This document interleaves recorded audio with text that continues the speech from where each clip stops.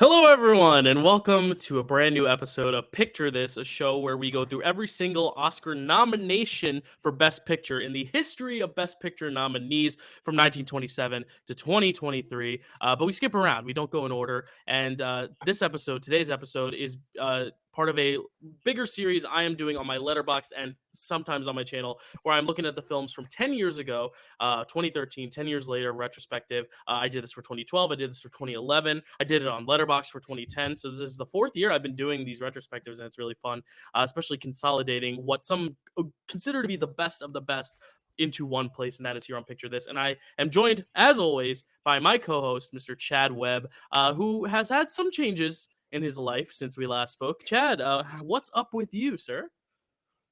Not much. Just trying to watch movies, raise a baby, that kind of stuff. Dad stuff. Casual. Yeah, just had a baby. Chatty Webb is now Daddy Webb. We are here talking about 2013, but 2023 is the important birth year because it is the birth year of your son. Chad, any words to share on parenthood and how that's been?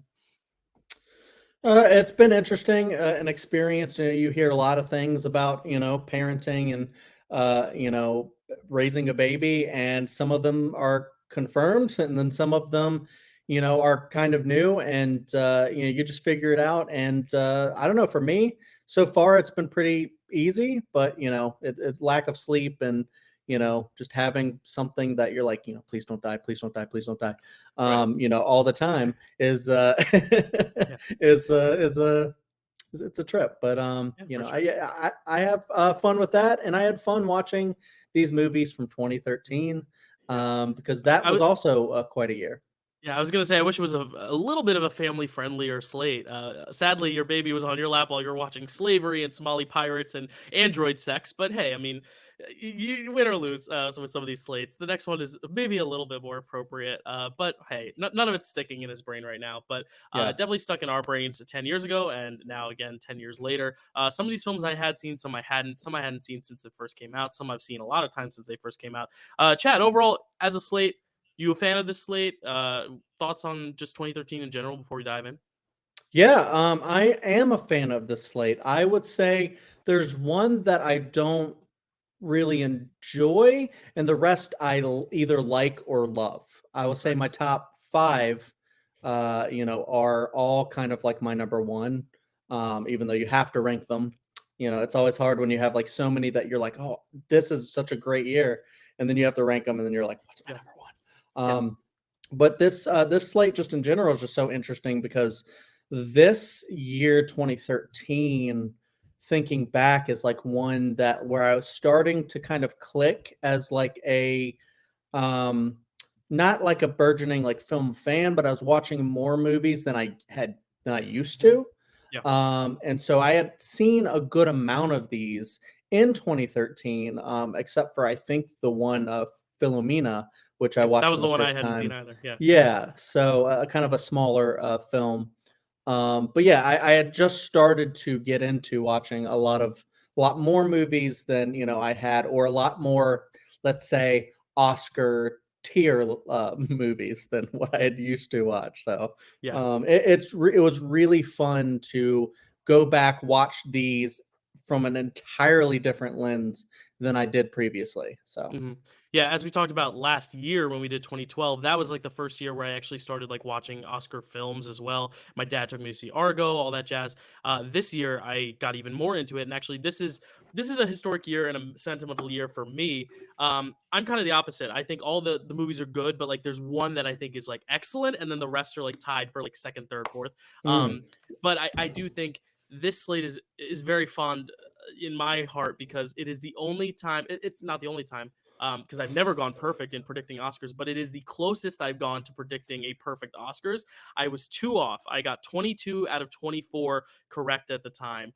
Only missed two. One was a short film for animated short. I predicted the Mickey Mouse short, and it went to Mr. Hublot, I think the name of the short is. And then best editing, I thought Captain Phillips would win, and it went to Gravity. So it was the first time ever where I had been like almost on the money with Oscars, and that's when my family was like, "Wow, you're like good at predicting Oscars." So like this was kind of like the first year I was like actually into predicting Oscars and looking at trends of stats and precursors and stuff. And when we get into the actual nominees, we'll see like some of them were very predictable. There was one film that was kind of sweeping all the text, one film that was kind of sweeping production design, costume stuff, and then one film that had won Best Picture everywhere else. So it was a little easier to predict, granted, but I still hold this as like my crowning achievement in Oscar prediction. But hopefully someday, Congrats, dude. thank you. So hopefully someday I'll go 23 for 23. It's harder now because now there's 23 categories, not 24. So if I get two wrong, Yeah.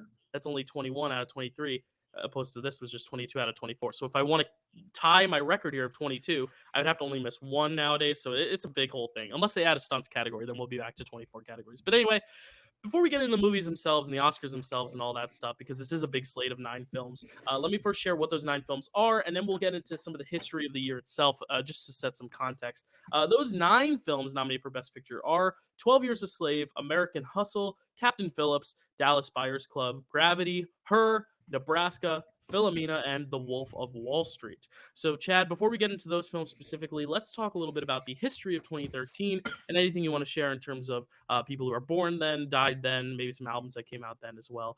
Give us all we need to know about 2013, including maybe some of your personal experiences, if you remember any. Yeah, I mean, this is the year that I started college, so it was like, Cool.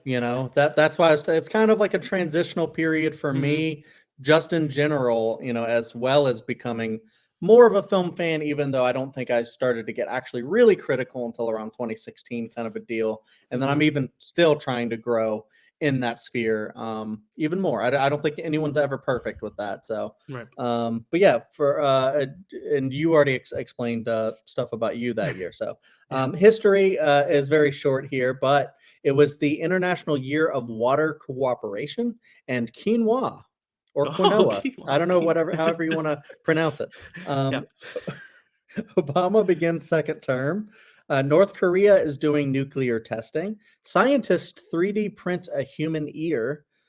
Benedict I believe this is the 16th, resigns as Pope.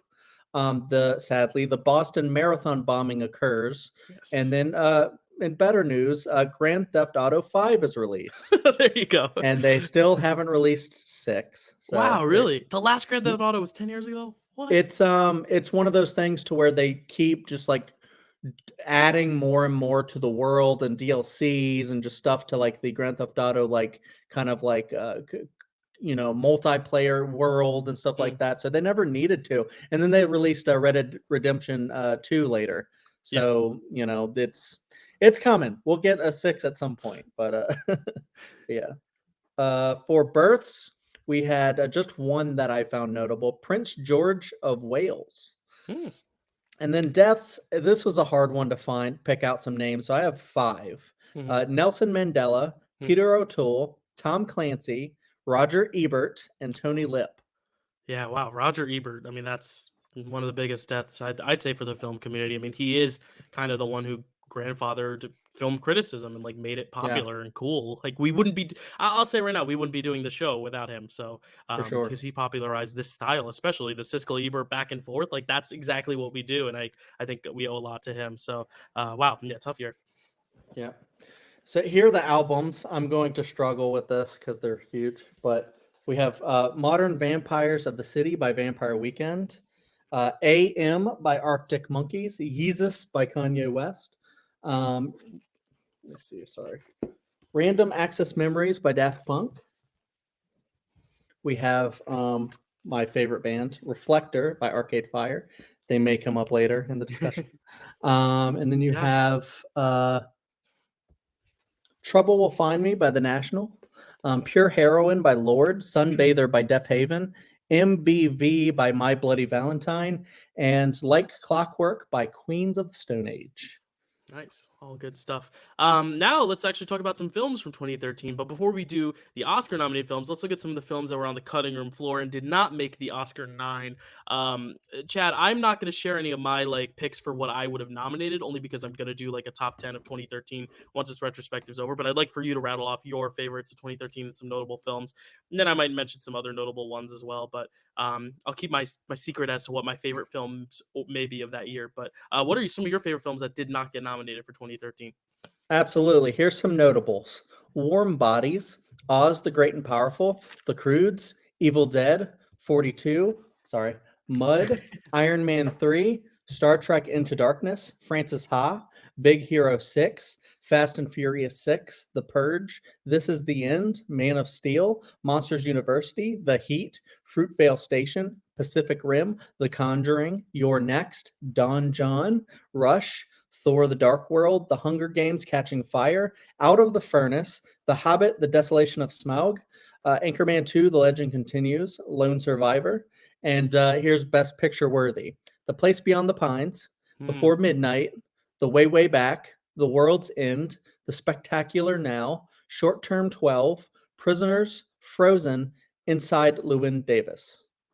Yep. I mean, I don't disagree with a lot of those. And spoiler alert, 4 or 5 of those names that Chad just rattled off, maybe in my top 10. That's why I want to save it, because I'm doing a whole video on that. So a lot of great films for 2013, and 9 films that get nominated. And one thing I wanted to look at as we get into the Oscar nomination ceremony itself, as for the ones that were nominated, we can obviously see, I pulled up my big chart here. It's a big one today, because there are 9 movies, but really going into the night, there weren't any super huge surprises. I guess the one surprise would have been Philomena, because Philomena didn't get Critics' Choice or PGA, but Philomena did pick up the BAFTA, which was kind of like the key nomination that kind of alluded to its actual nomination for Oscars. Also, Dallas Buyers Club didn't get into Golden Globes, but or BAFTA, but because of its PGA and Critics' Choice, people could have seen it predicted. But fairly across the board, the 9 nominees that got nominated were mostly the 9 most nominated films that year. I mean, 12 Years a Slave, we see swept. It won Critics' Choice, Golden Globes, PGA, and BAFTA. We actually see a tie for PGA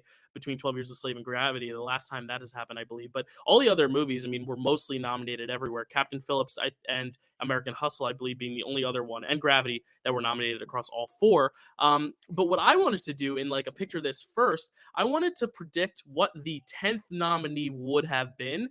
And so I picked out 7 movies that I think had the precursors that may have been on teetering around. So Inside Llewyn Davis was nominated for Globe and Critics' Choice, but missed out on PGA and BAFTA, and ultimately did not make it into the Oscars. Saving Mr. Banks was up for Critics' Choice and PGA. Blue Jasmine got an original screenplay nomination and was also up for PGA and WGA.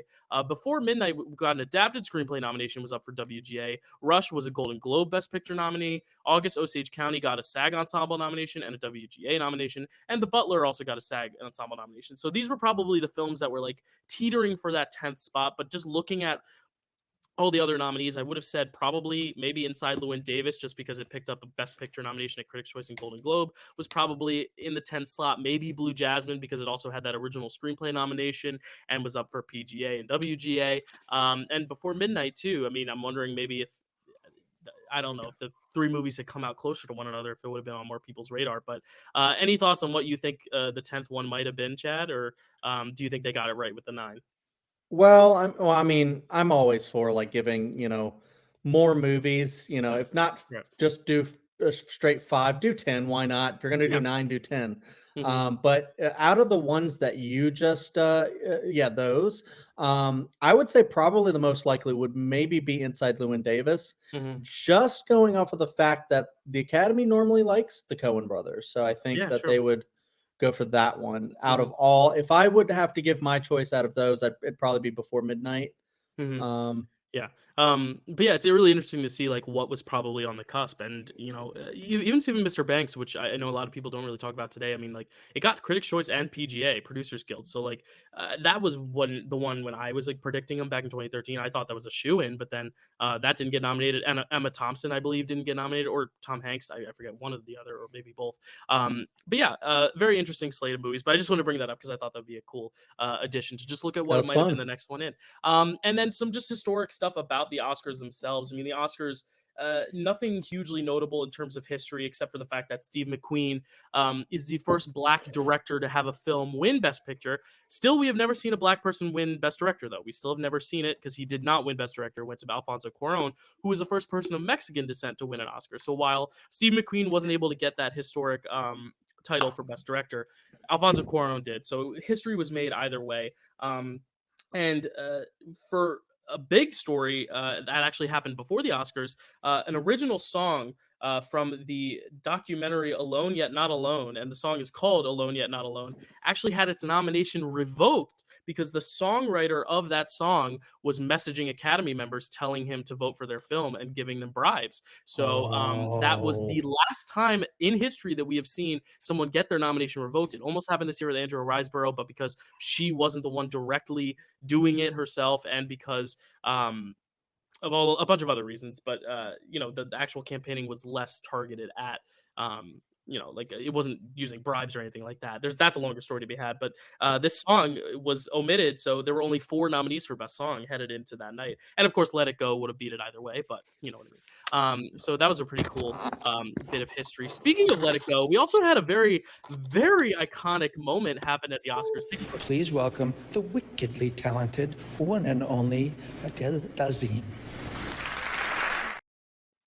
Yep, Adele Dazeem happened 10 years ago as he was Oh man. John Travolta messed up her name as he was presenting "Let It Go." And then another viral moment that was even more viral than that was the most retweeted tweet in history when Ellen DeGeneres, the host, took a selfie with all these famous people. Bradley Cooper, I'm just going to go around clockwise. We have Bradley Cooper, Ellen DeGeneres, Meryl Streep, Jennifer Lawrence, I believe that's Channing Tatum, Julia Roberts, Kevin Spacey, Brad Pitt, Lupita Nyong'o, Angelina Jolie, and then Lupita Nyong'o's brother, who happened to just stumble his way into one of the most famous selfies of all time.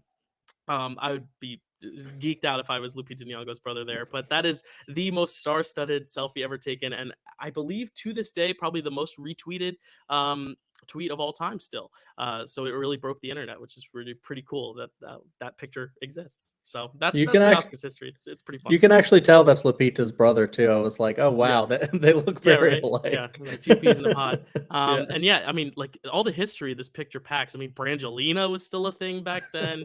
Bradley Cooper. Well, no, I guess he still doesn't have an Oscar, but yeah, wow. Just so much history there. Although a lot of people probably want to erase the man in the back and Ellen herself. Yeah, that's why I kind of breezed right past them. But yeah, Ellen did host the Oscars for the first and last time. I believe she did a good job from what I recall. She wasn't one of the worst, but needless to say, that is the Oscars of 2013. Let's get into them. Let's get into these movies. We're already 18 minutes in, and we do have 9 movies to talk about. These may not be the deepest discussions we've ever had, only because we want to get this show on the road and finish it in a considerable length of time and not make you sit here for 4 or 5 hours. But these are great movies, so let's talk about them. Starting with the Best Picture winner, because we're going to put numbers above letters in terms of alphabetical. So it just happens to come first, and that is the Best Picture winner, 12 Years a Slave. Chad, tell us about 12 Years a Slave. 12 Years a Slave, directed by Steve McQueen, written by John Ridley, cinematography by Sean Bobbitt, music by Hans Zimmer. Starring Chiwetel Ejiofor, Michael Fassbender, Benedict Cumberbatch, Paul Dano, Garrett Dillahunt, Paul Giamatti, Scoot McNairy, Lupita Nyong'o, Sarah Paulson, Adepero Oduye, and Brad Pitt. Synopsis: an African-American man is kidnapped and sold into slavery in the 1800s. Based on 12 Years a Slave by Solomon Northup. Yeah, it's tough to start this slate off with this film, because usually we like to save the best for last in terms of like the best picture. We're starting it strong with talking about the best picture, and also because it's just a very heavy, tough film to talk about and to watch. I mean, this is only the second time I've ever seen this film, yet I feel like I remember so much because that first time I saw it, so much of it was ingrained in my brain. Like it reminded me of like the first time you watch Schindler's List, and I actually saw this before I saw Schindler's List for the first time. So like this was kind of like my introduction to like that gruesome, but also so historically accurate, but also terrifying, heartbreaking to watch kind of drama epic type thing. And I feel like the experience I had watching that in the theater is equivalent to what people felt in 93 when they watched Schindler's List, and the fact that like I thought about it for 10 years since, and watching it again, it's like reliving the trauma. But I think that's also a testament to how good the film is. But Chad, why don't you tell us, what are your thoughts on 12 Years a Slave? Did you see this when it came out? Have you seen this since? Is this a first, second watch? This is a second watch. I did see this when it came out on a very tiny screen because I watched it like at work on like a mini DVD player kind of a deal. So now I watched it on my big 77-inch screen, I think it is, with a surround sound and stuff like that. Yeah, very, very tough film to watch, but also a very important one. I really, really like this movie. But it because it's so hard to watch, it's like it's not one you're gonna want to revisit a lot because it's so heavy. but it's one of those where it's like, just like when you learn about slavery in grade school and stuff like that, like it's important to remember this stuff. This isn't the first time we've seen a movie like this. We watched the Pianist, which is a Mm, very hard look at, that. We haven't gotten to Schindler's List yet right. on our show, but we've seen a lot of movies like it. But this is, I think, correct me if I'm wrong, is this like the most involved like slavery movie? Because I know we watched Django, but that's more of a comedy tint to it. Yeah, I mean, there was Roots, which was a television series, but Oh, like in terms of that's not on Picture films. This. Oh, I thought you were talking about in cinema. No, in Picture This, yeah, this is like the first big slavery epic. I mean, Django Unchained is kind of like a tangential Yeah, epic because it has got so much other like flair and style, and it's a western. But yeah, this and is the first like outright slavery epic I believe we watched on the show. and like you were just even saying, just in the larger scope of cinema, like I was Yeah. just talking to Carrie on our walk, I was like, you just look like Roots, which I haven't seen. I think Mhm. is the other like big, like very very serious look, and like like not like unapologetic like look. Like there's other like racism movies like Mhm. Mudbound, and Yeah. a lot of these movies that are, And even and like I'm sure. Lincoln, we see the behind the scenes of it, but we're not like getting into the nitty gritty of the actual slavery itself. It's Yeah, more and we've so the seen discussions behind it. Yeah, and we've seen a lot of like the after effects of slavery when, people are still trying to like get their rights and stuff like that. But like this is just such a like downright gritty, barbaric look at slavery. And there are people who will try to it wasn't a big deal. People weren't that hard like you think. People were not that hard on slaves.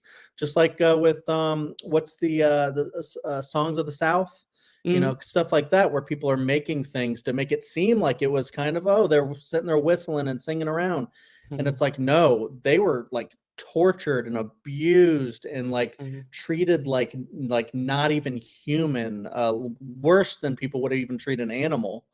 Yeah. And it's just like, looking at this, like the one scene that just really got me, I was like, all right, yep, this is real, was when I think he was trying to, I can't remember what he was doing. He was trying to do something, and he was going past the people who were trying to lynch two black men, and they're two slaves, I should say.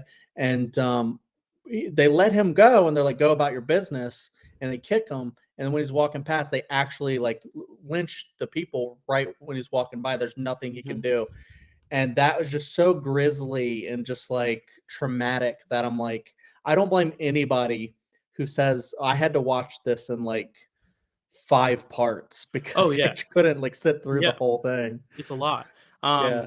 Yeah, and it's not even that long either. It's only like 2 hours. And that's another thing that I Right. like about it is the fact that you're covering 12 years of time because the title is the fact that he was this slave for 12 years, yet they edit it so well to where you feel like you've been with this character for 12 years, but it doesn't necessarily have to be 4 hours long either. You get like the main key points of his journey while still feeling like you got a fullness of his journey.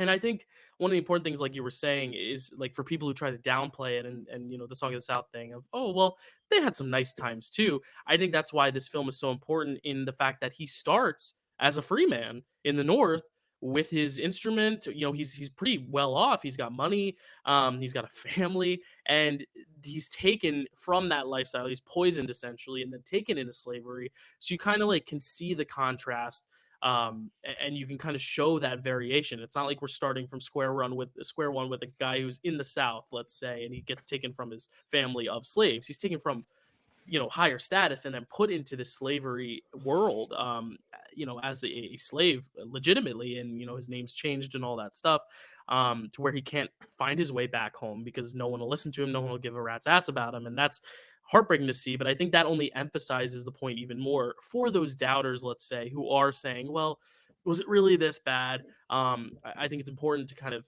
get all perspective, and I think by doing that and making him establishing him as one type of character early on, it really helps emphasize that point later when he is kind of thrown for this loop. And I've heard a lot of people honestly say that they don't like this film because it's too brutal, and especially, you know, black people themselves saying that, and I think that's totally valid. If you are put off by this film, it's definitely a film meant to put you off. But I don't begrudge anyone who says they almost feel like it's misery porn, torture porn in a way, like where it's almost too much.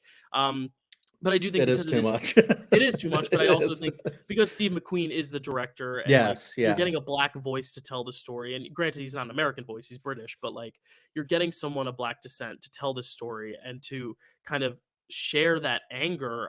I think if this was like a white person directing this film and like making it as brutal as it is, then yeah, I would have said it's in poor taste to make it so graphic and so brutal. But when you have someone who is, I think, sharing that anger, and like this essentially feels like his way of showing that anger in a visual way, and kind of just getting that off his chest and just getting years and years and decades and histories of anger off of his chest. And it's an angry film, and you sense that there really aren't a lot of moments of happiness, and the moments of happiness are always bittersweet. At the end I cry, but it's almost, I'm crying more out of sadness that he missed out on so much than happiness that he's finally back with his family. Yeah. It's more so, wow, he missed seeing his children grow up and have children of their own. You know, it's traumatizing, this whole journey he goes on, to see at the end that yeah, he's back with his family, but you know the cost to get there, it's so tragic, and it makes me weep. You know, it is a film that's, it's heavy, but I totally get why some people do feel put off by this film, in the sense that they really think it's irresponsible in how violent it is. But at the same time, I do think there's intention behind the violence to emphasize the point, to where I'm not a black person, I can't speak of it, and if it is too much for you, you're totally valid in thinking that. But for me, I was just so deeply affected, especially as a 15-year-old, seeing this in the theater, just being so swept up by it, and really feeling the trauma, and really feeling like, even though it's years and years and years ago, I feel like I still want to be part of the change to make things better in the world after watching this. And I think that's ultimately what I took away from it, and I still do. And I probably won't watch this for another 10 years, but I think that's the power this film has, you know? No, I definitely know. I'm right there with you 100% on this. Exactly what you said about Steve McQueen being the one to tell the story, I think is extremely important. I was saying this with my wife before we started recording. Like, you know, his voice is very and very important to this. And you do feel that throughout the entire movie, like the anger, like you said, and it's his anger transferred to you, the audience, because, you know, for me, you know, I get like extremely, you know, angry, but also just like really like upset, like, you know, and it's experience all these different emotions. And, you know, like you said, like at the end, it is like a very bittersweet thing. And it's just a big gut wrench of a movie. You know, like the scene with, you know, where he has to whip Lupita Nyong'o's character. Oh yeah, And it's then, awful. you know, he is going like really soft because of why wouldn't you? Yeah, right. And then Michael Fassbender's character, you know, is with the terrible. She's great, but terrible a character. Sarah Paulson's character, Oh yeah. you know, egging him on and stuff, and then just the brutality and the sound, and then you get to see what happened to her, and it's just like, you know, tell me it was all songs and whistles, you know, all you want, but it was not that. It was a terrible time, and this just like depicts it so Mhm. brutally honest that, you know, it's one of those things where you, like you said, you do kind of want to make a change. I mean, thankfully we're not living in those times Right. anymore, and things are better. Mhm. But like, you know, you got to look at the other movies that show you how we're still experiencing the Yeah. effects of this, Mhm. you know, after so on and so on. I mean, people's entire cultures and heritages were just wiped out, and no one knows. Just like how he couldn't tell anybody who he was, you know, people have lost their entire heritages. And Mhm. the other thing too that I wanted to say about this was, it's interesting because, you know, it is from the perspective of a free man who was then kidnapped and put into slavery, and he's kind of like, I don't belong here. I'm not, I shouldn't be here. And you're like, yeah, and you're kind of like righteous about that, but then you're like, wait, none of them should No. be there. Like Right. that's a whole, like a double thing where it's like, you know, he's in the wrong place at the wrong time, and so is everyone else. Yeah. Um, so yeah, it's a very interesting movie and Yeah, very and hard to watch. we may talk about it later. We've talked off air that this is a stacked slate in terms of acting, so I don't know if we're going to talk about the performances or any of them later. But I just want to say, like, the performances in this thing are so good because Chiwetel Ejiofor has the least flashy stuff to do, but he has to be your endearing, earnest protagonist through it all. But Lupita Nyong'o, her first role ever, coming in and just blowing people away so much so that they had to give her the Oscar. You know, Mrs. Steps won't even grab me no soap to clean with. I stink so much I make myself gag.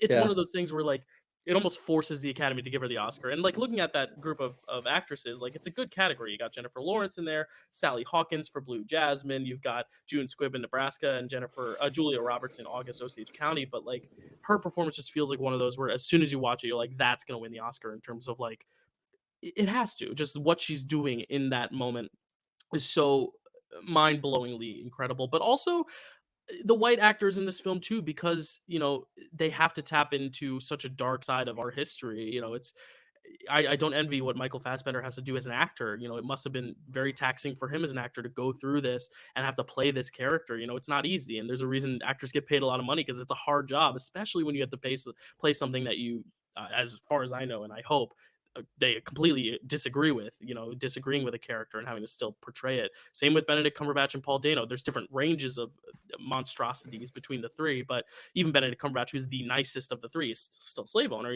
Like they still have to play ranges of evil to some degree, and it's not a tough task for those actors either. And I think every actor brings their A game in this film, and it really is on the shoulders of everyone. Even Brad Pitt in his one scene, he's the producer of the film, so he's got more of a task than just acting in it. But it's actually funny that when it wins Best Picture, Brad Pitt's the one who gets the Oscar because he produced it. But still, I think every actor is bringing their A game, and they have to for something so sacred. You know what I mean? Yeah, and I was just sitting there thinking, I was like, Brad Pitt, fortunately gets to play the most likable white person in the entire movie. Right. Yeah. So 12 Years a Slave is up for 9 Oscars, wins three big ones. Best Picture, Best Adapted Screenplay, and of course, Best Supporting Actress for Lupita Nyong'o. It's nominated for Best Director for Steve McQueen, Best Actor for Chiwetel Ejiofor, Supporting Actor for Michael Fassbender. It's also up for Production Design, Costume Design, and Film Editing. Had 9 Oscar nominations, a film that had even more nominations, but no wins at all, and took place almost centuries later than this film takes place, but still in America. We have American Hustle. Chad, tell us about American Hustle. Sure. American Hustle, directed by David O. Russell. Written by Eric Warren Singer and David O. Russell. Cinematography by Linus Sandgren. Music by Danny Elfman. Starring Christian Bale, Bradley Cooper, Amy Adams, Jennifer Lawrence, Jeremy Renner, Louis C.K., Michael Pena, Alessandro Nivola, and Robert De Niro. Synopsis. The FBI forces 2 con artists to help take down corrupt politicians. Yeah, it's so funny you mentioned Michael Pena, and it's one of those things where I always forget he's in the movie, and then you see him, and you're like, "That's Michael Pena." Chad, tell us, American Hustle. How long ago did you see this one? Are you fond of this one? Basic thoughts. I saw this movie in the theater. Me too. Yep. I remember seeing the trailers for it. I thought it looked interesting. Saw it, really liked it. I still really like it. I think it's a very well-made film. I think the best part are like the performances. I like all the character stuff, with Jennifer Lawrence and being kind of the crazy like mom housewife kind of deal. And then Amy Adams and Christian Bale being the con artists, and Bradley Cooper's like really crazy in the movie. Just all the performances are really, really insane. Like a totally different vibe than 12 Years a Slave, obviously. But this slate kind of goes up and down in terms of like we go something really heavy, then we go to something a little lighter. Then like the next one we're like talking about Somali pirates. It's like, oh my god, we're going back and forth, back and forth, back and forth. And the heaviest this movie gets is when Jeremy Renner's character finds out that he was betrayed, and stuff like that. I don't know. I generally like. I think I've only seen a few, but I generally like David O. Russell films that I've seen because I really like Silver Linings Playbook. You saw that in one picture this episode, and in this one, I really like this one as well. I'm trying to think of other like good things to say about it. It's just like one of those movies that is just I like conman stuff. I like crime. I like a lot of that. Yeah, Well, you go ahead. I think the problem with the film is the fact that it is just really it's solid, but like it doesn't have anything that like makes it elevated to like the greatest of all time status when we're coming to like crime films and con artist films. I mean, we Mhm. talked about The Sting on this channel, and I could like pinpoint very specific moments of The Sting. And we both watched like LA Confidential, which we'll talk about on this channel at another time too. But like for those movies, I can remember like certain aspects of it. Whereas here, I remember the performances. I remember the design with like the hair. I mean, I love the Christian Bale comb over. I love the design of it all, but it still feels almost so like just solid that it almost feels remarkably unremarkable in the fact that it doesn't really change the game for this type of genre, which isn't a bad thing. Like I think all the movies in this slate are good. Like I don't think there's a bad film in the slate, but like in terms of 12 Years a Slave, it's like one of the only big slavery epics I can think of, and probably one of the Mhm. best, if not the best. And like every film in this slate to some degree feels like either the best of their kind or revolutionizing one of its kind. Whereas this one, it's just a really well made crime film. But I struggled when I was rewatching this. I was like, how much of this do I actually remember? Like nothing really stuck. I remember the De Niro cameo. I remember, which is a pretty elongated cameo. It's a pretty big role for a cameo, but because Yeah. it's not credited. But I remember like The Kiss with Jennifer Lawrence and Amy Adams. I remember Amy Adams' accent stuff, but like I didn't really remember a lot of the plot. And now, a few weeks after watching it again, I really can't pinpoint specific moments of the plot. Like, I can't really sum up to you if I had to just tell you the story. And I don't think that's necessarily a fault of the film. It's more so just that it's so just solid, but it doesn't kind of go that extra mile to where there aren't elements of it that really elevate it for me. And I think that's the thing. And I think David O. Russell, the power of his movies are the performances. I think the performances is what I'm Yeah. gonna remember from this film and what make this, I think, a really engaging watch. I mean, Amy Adams, she doesn't have an Oscar by now, and that's a shame. And while I necessarily wouldn't necessarily give her the Oscar for this film, like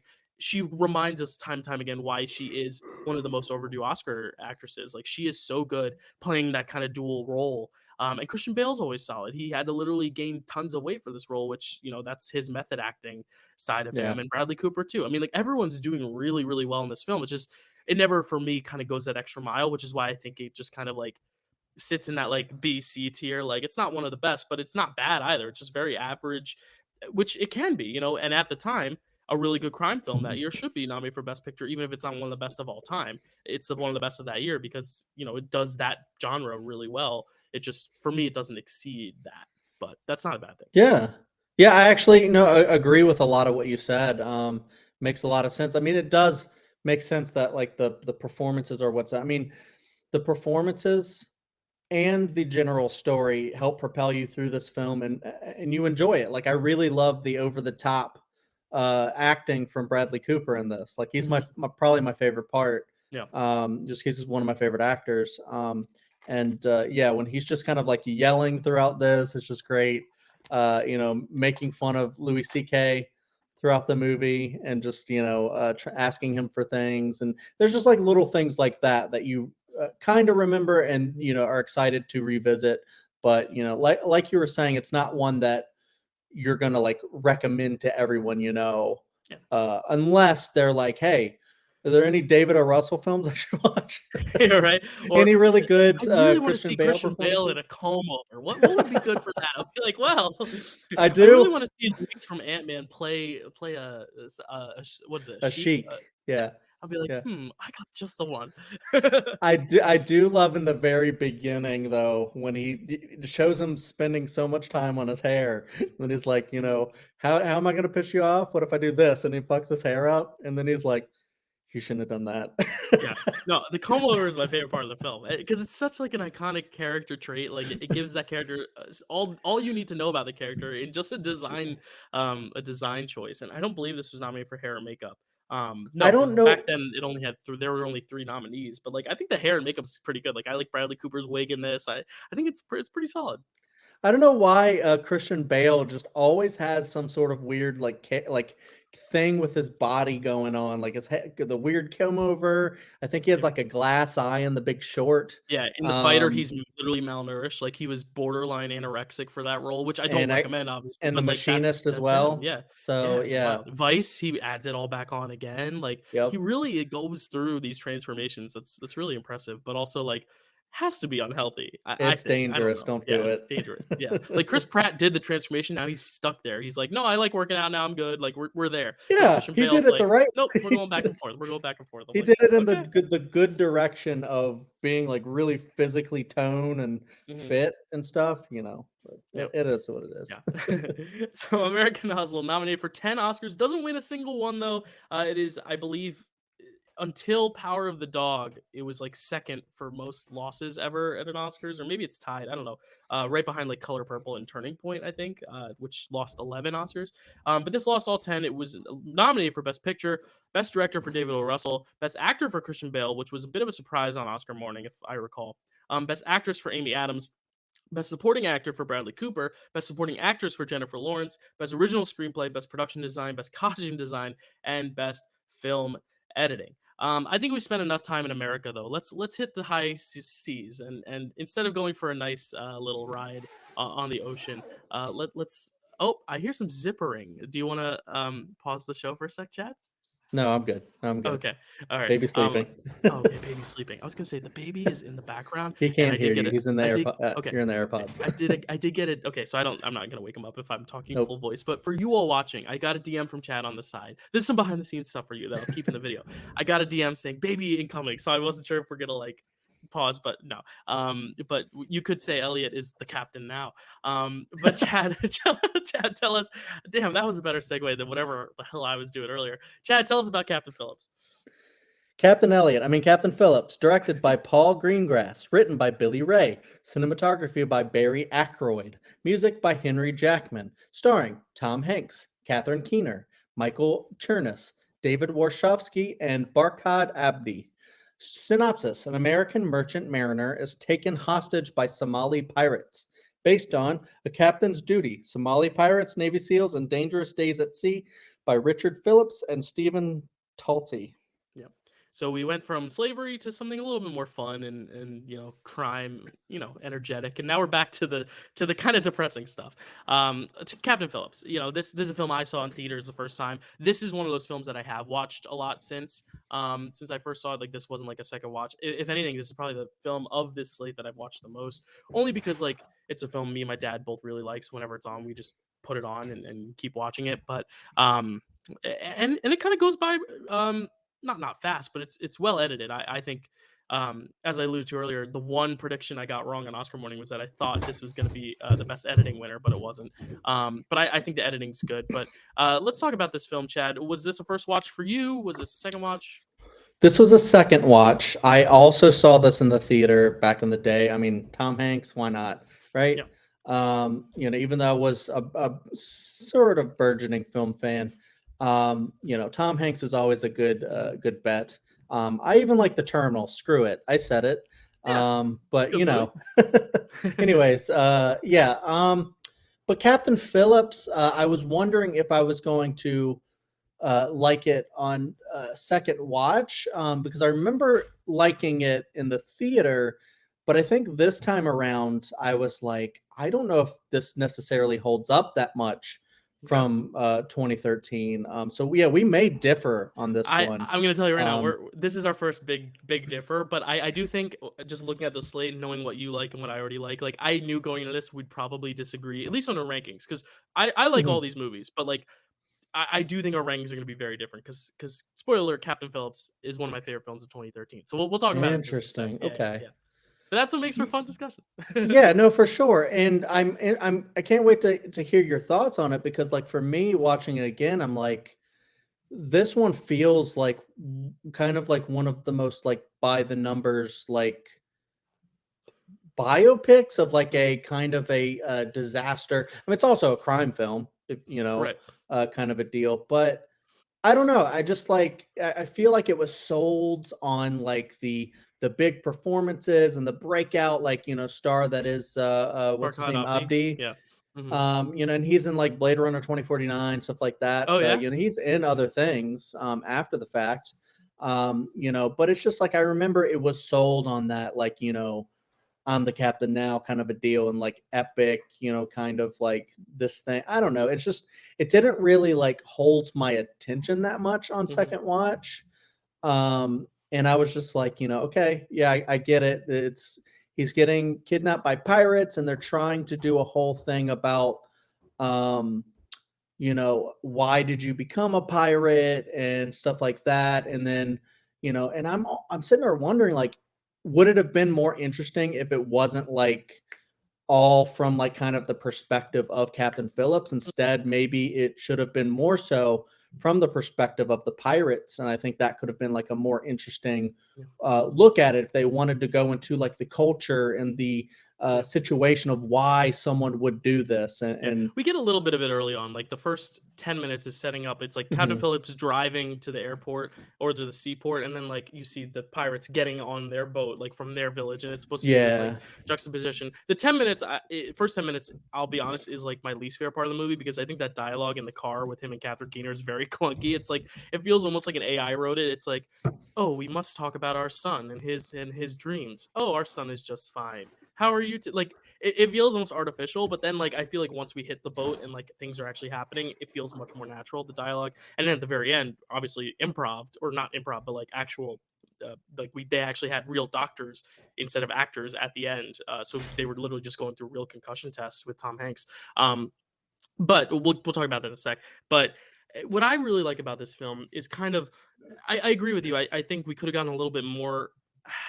I don't necessarily want to say humanization of the villains in this film, because I think the tricky thing is if you go so far in humanizing them, you lose the fact that like these are still guys that opened fire on these people with this freight ship. Like they did still do very villainous, very bad things. They tried to kill people. They did kill people. But I do think the film does a good enough job in not making it seem like this tale of American heroism either. It's not supposed to be like, hoorah, Americans, we did it. Because even though it's very clear who we're rooting for and very clear who we're rooting against, I think they still do a good job in making you not necessarily feel sorry for them, but feeling like more sorry for the situation as a whole. And that's what I really love about this film, is that it is this really tense thriller. It is this tense close quarters thriller. It's all shaky cam. And I've gone on record on a lot of the Marvel podcasts. I don't like shaky cam. I don't like the whole handheld thing, the Hunger Games, Les Mis. I don't like all the cinematic stuff with the shaky cam. But for this film, I think it really works because it is so close quartered. It all takes place on this boat. Every corner you turn could be life or death, especially when they're in that little lifeboat pod type thing. Like Tom Hanks just being in there is so interesting. But what I like about this film is that it's not just a tense suspense thriller. It is more so a commentary on first world versus third world countries, and kind of the commentary,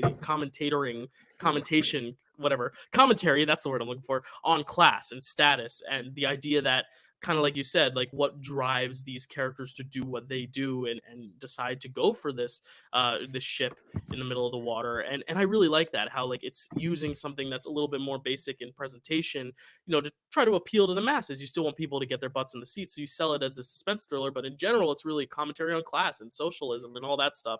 And that's why I think this is such a good movie. And I think the actors, like you said, like Barkhad Abdi, his performance is such like a breakout. Like his role is so good, because you teeter on that line of feeling sorry for them without fully accepting them, because you still want to get the sense that like these are still, they're murderers still. Like you still don't want to root for them, but you still want to understand why they're driven to do what they do. And it's heartbreaking at the end, because though your hero lives and your villains die, it's like, what is the cost? And did it even have to come to this in the beginning? And I think that's what this film does so well, is it opens all those conversations. It really makes you think about how our country operates in a totally different way than someone at the total opposite end of the world, and how that's a shame and how it shouldn't be that way. And everyone should be given a life where they don't have to go to these means.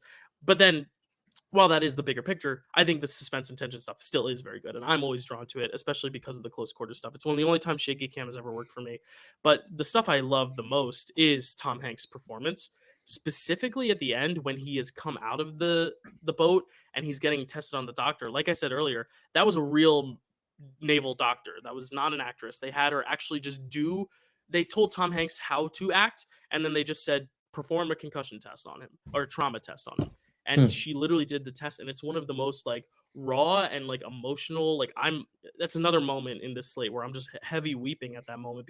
It's okay. It's all right. Okay. Okay. I want you to look at me and I want you to breathe. Do you understand? Yeah. Okay. All right.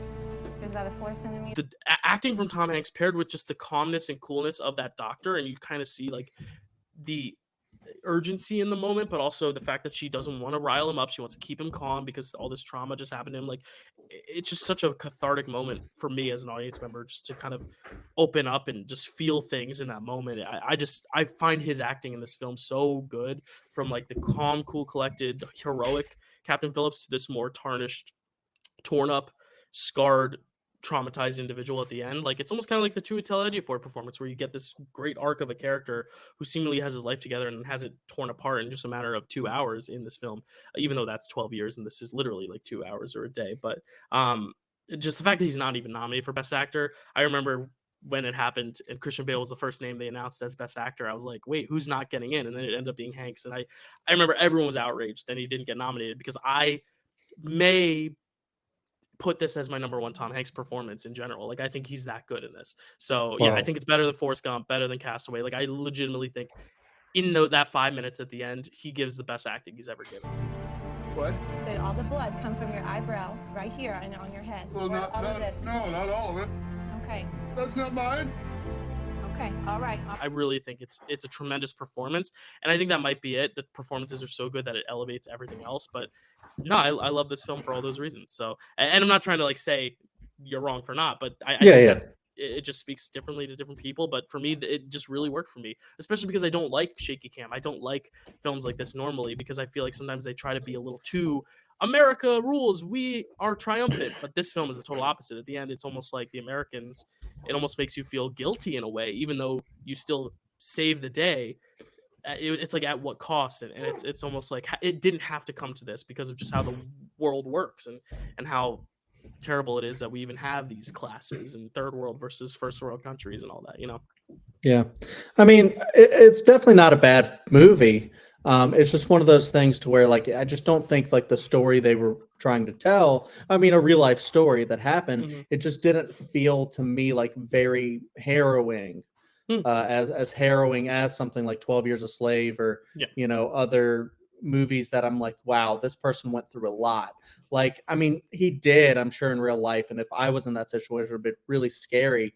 But I feel like it just, like, me watching the movie, it didn't really feel to me like Captain Phillips was really in that much danger personally. I never thought they were actually going to kill him at any point in the movie. And then when we get to the very end, it just didn't really have as much impact to me. And yeah, I'm not gonna put this as like the best Tom Hanks performance personally, but I do think it's great that you really, really dig this movie and that performance. And, next time I watch it, maybe I'll watch it a little closer and see, if I go, because I did like that part at the end, because, I did remember when, she's like, take your time and, stuff like that. He was like kind of out of it. And I remember seeing that was like a really good way at showing just trauma and stuff like that. So yeah, it's a good one. Good performance. Yep. Captain Phillips nominated for only 6 Oscars, should have been 7, and it doesn't win any. It's nominated for Best Picture, Best Supporting Actor for Barkhad Abdi, another kind of Lupita Nyong'o story of the performance is just so good that it's like you have to nominate it, even if they're not a name at all yet. Adapted screenplay, sound editing, sound mixing, and film editing. You know who was nominated for Best Actor and who actually won, though, is Mr. Matthew McConaughey. So why don't we talk about his film, his Oscar-winning film, Dallas Buyers Club. All right, Dallas Buyers Club, directed by Jean-Marc Vallée, written by Craig Borton and Melissa Wallach, cinematography by Yves Belanger, starring Matthew McConaughey, Jennifer Garner, Jared Leto, Dennis O'Hare, and Steve Zahn. Synopsis: a Texan who is diagnosed with AIDS takes control of his life and disease by trying to find a cure for himself and others. Yeah. Just a disclaimer off the bat, because Chad and I have talked a little bit off air about this, and I don't want the discussion of this movie to be about this, but a lot of people have since kind of like criticized this film for the way they depict, transgender people, and having cis male actor playing a woman in this film, a transgender woman in this film, and all that stuff. I don't think the film necessarily, we should judge it on that alone, even though it does aid a little bit in my enjoyment of it. I just wanted to bring it up at the beginning, but I don't want to make the whole conversation about it. So like, I definitely see those criticisms, and I definitely think maybe they could have gotten actual trans representation for that role, of course. Granted, it was a different time, but I do believe you could have gotten the actual authentic representation.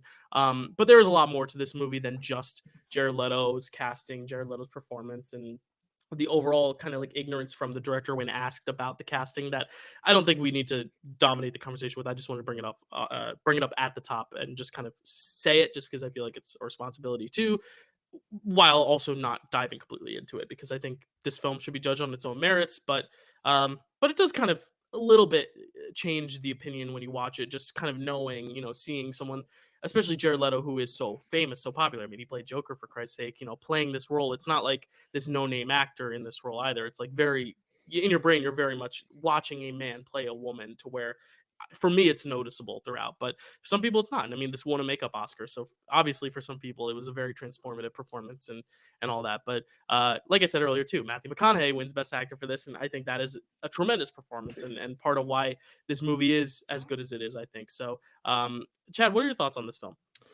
Well, I will comment on the stuff at the top that you just said, because I do think you can see both sides on that. I mean, obviously, it is better most of the time when you have someone who is in the community that the role is portraying, playing that. Like, you want to see more, little people playing, is that even the correct term?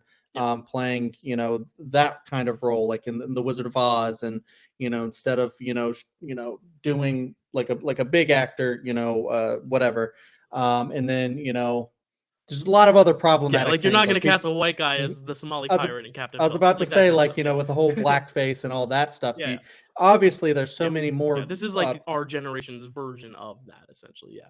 Yeah, I do agree in some ways that I think a lot of actors, and this is different in a way that, like, I feel like it can be more believable of a, cis, straight, white, whatever, person to play a transgender person. I think that can be believable, more believable than those other things. However, I can see if you're a part of that community, it's something very important to you, that maybe it might affect your enjoyment personally of the film. For me, I actually think Jared Leto is pretty damn good in the movie. So I really, really like his performance. I really like Matthew McConaughey's performance. This movie really works for me, and I really, really like it. I didn't know if I would, because I had seen this not in the theater, but like on like DVD or whatever back in the day, in 2013, and then seeing this, and it was because of Jared Leto's performance, because Jared Leto then it had a very different reputation than he does now. Right. So then it was like, look at Jared Leto, holy shit. Yeah. Like, from going from like these other small parts that he was in, 30 Seconds to Mars and all that, to like, did you see what he did in Dallas Buyers Club? Like, that was such a different performance from him, and he ruled, or whatever. That was the perception back then. And yeah, I think the director's comments were very shitty and not a very smart, insightful ignorant. way to ignorant. Exactly. Yeah, I think if you had someone of the trans community, even behind the camera or even in this writing team, I think even if Jared Leto was playing that character, I think it would have been handled a little bit better. But I actually have more complaints on some other elements in just terms of the gay representation, but not specifically Jared Leto. But we'll talk about that in a second. Yeah. And even if the director had just been like, look, I stand by my choice in casting Jared Leto, even though I do see you and hear your complaints, and I do think you guys are right about having casting some, like, representing more people in film. Even though I stand by my choice because Jared Leto was the best person for the part, stuff like that. I think that would have been a little bit better. Yeah. But that aside, you can't change it. The film itself, I really love. I think this is it really shows you kind of like another great film about that terrible time when AIDS was like such a big thing, killing people and tearing people apart, and just a very big kind of scary time when it's like, all these drugs like AZT, does it work? Is it actually harmful?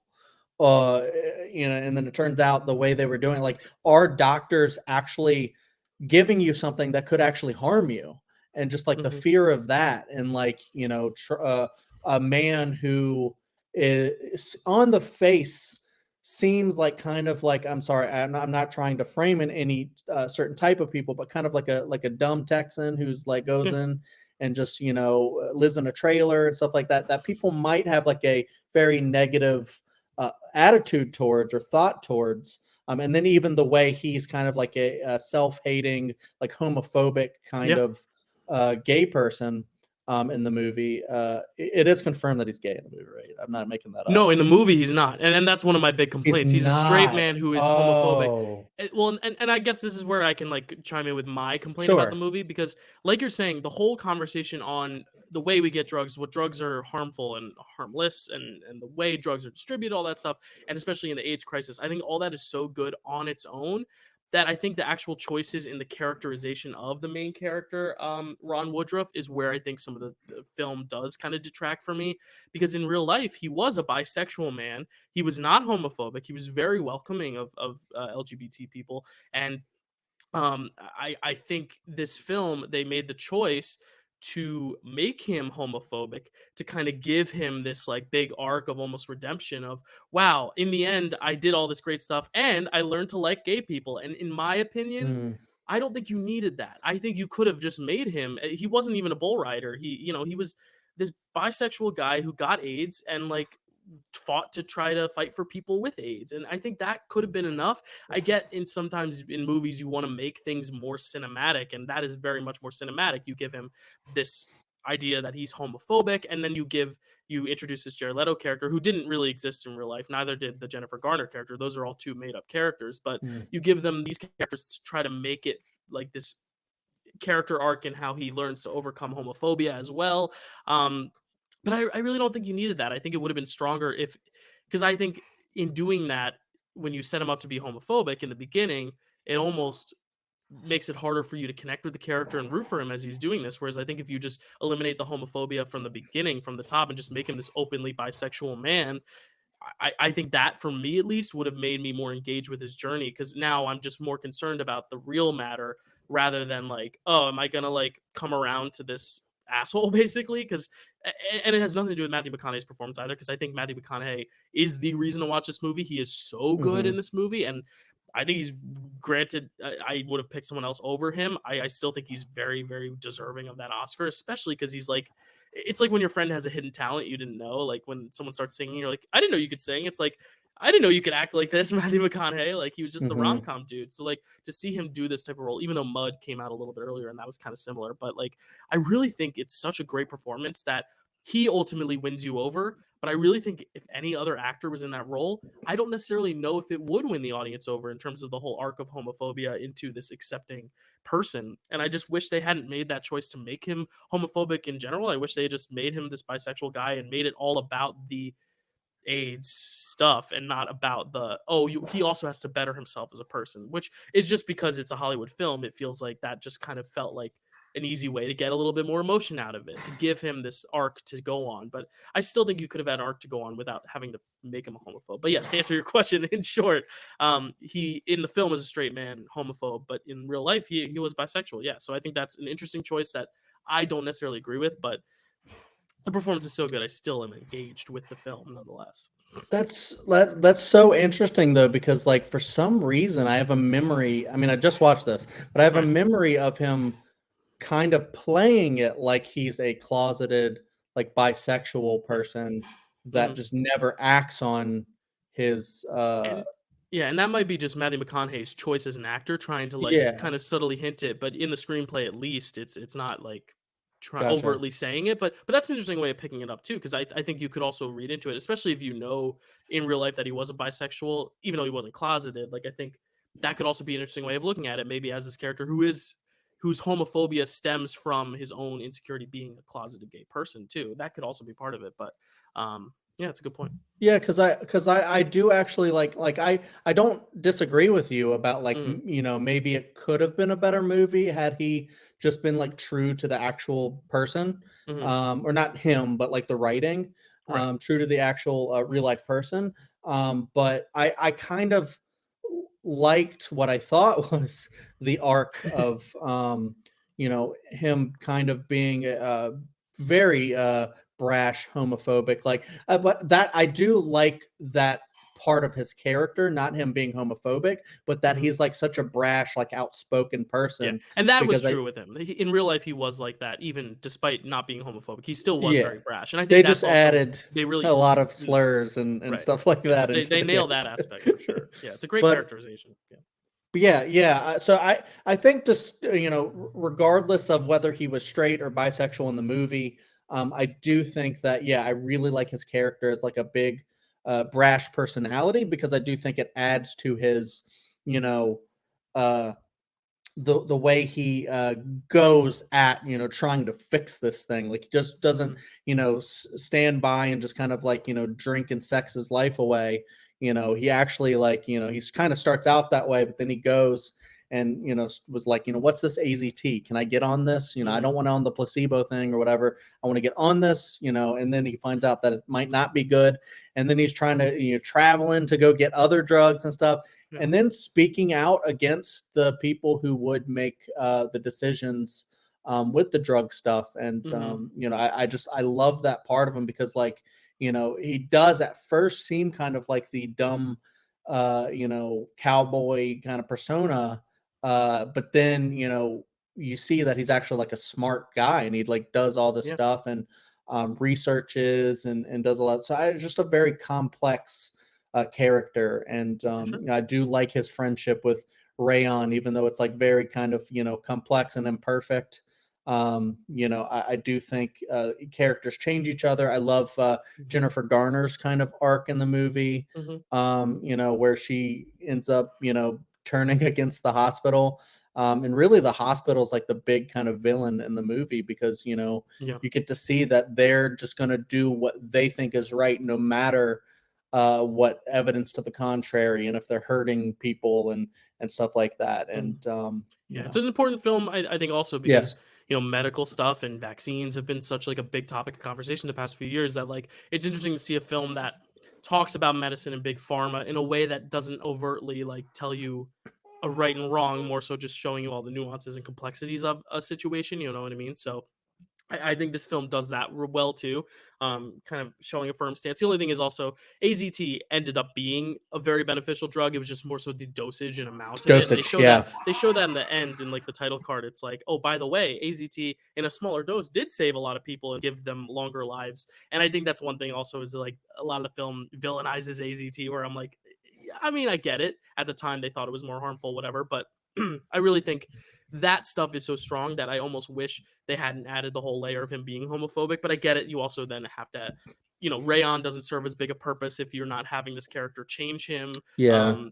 It's kind of like what some people complain about in white savior films. This is not that, but like the idea that like, oh, like the white person and the black person, because of their friendship, he's all of a sudden changed. It's kind of like that. It's like, oh, the homophobic person is now meeting these gay transgender people and he's changed. Whereas I don't think you even needed that. I think you could have just had him be still gruff and brash and kind of doofusy at first, and then kind of like make that the arc, that he's just a more caring individual in general, less so now being more accepting of gay people. I think but that's just one like nitpick that I had, where I don't think it hurts the film. Like I said, there's not a bad film in this bunch, and even the weaker films of the slate, like I think the major standout here is like I would watch this film 10 times in a row for Matthew McConaughey's performance, because I think it's so good that like that's why I keep coming back to this film. That's why I've seen this as many times as I have, and Jennifer Garner, we share a birthday, so she has a fondness in my heart as well. But and 13 Going 30 is my favorite rom-com, but that's another conversation for another day. But yeah, so I do though, because I don't know the whole conversation about the Rayon and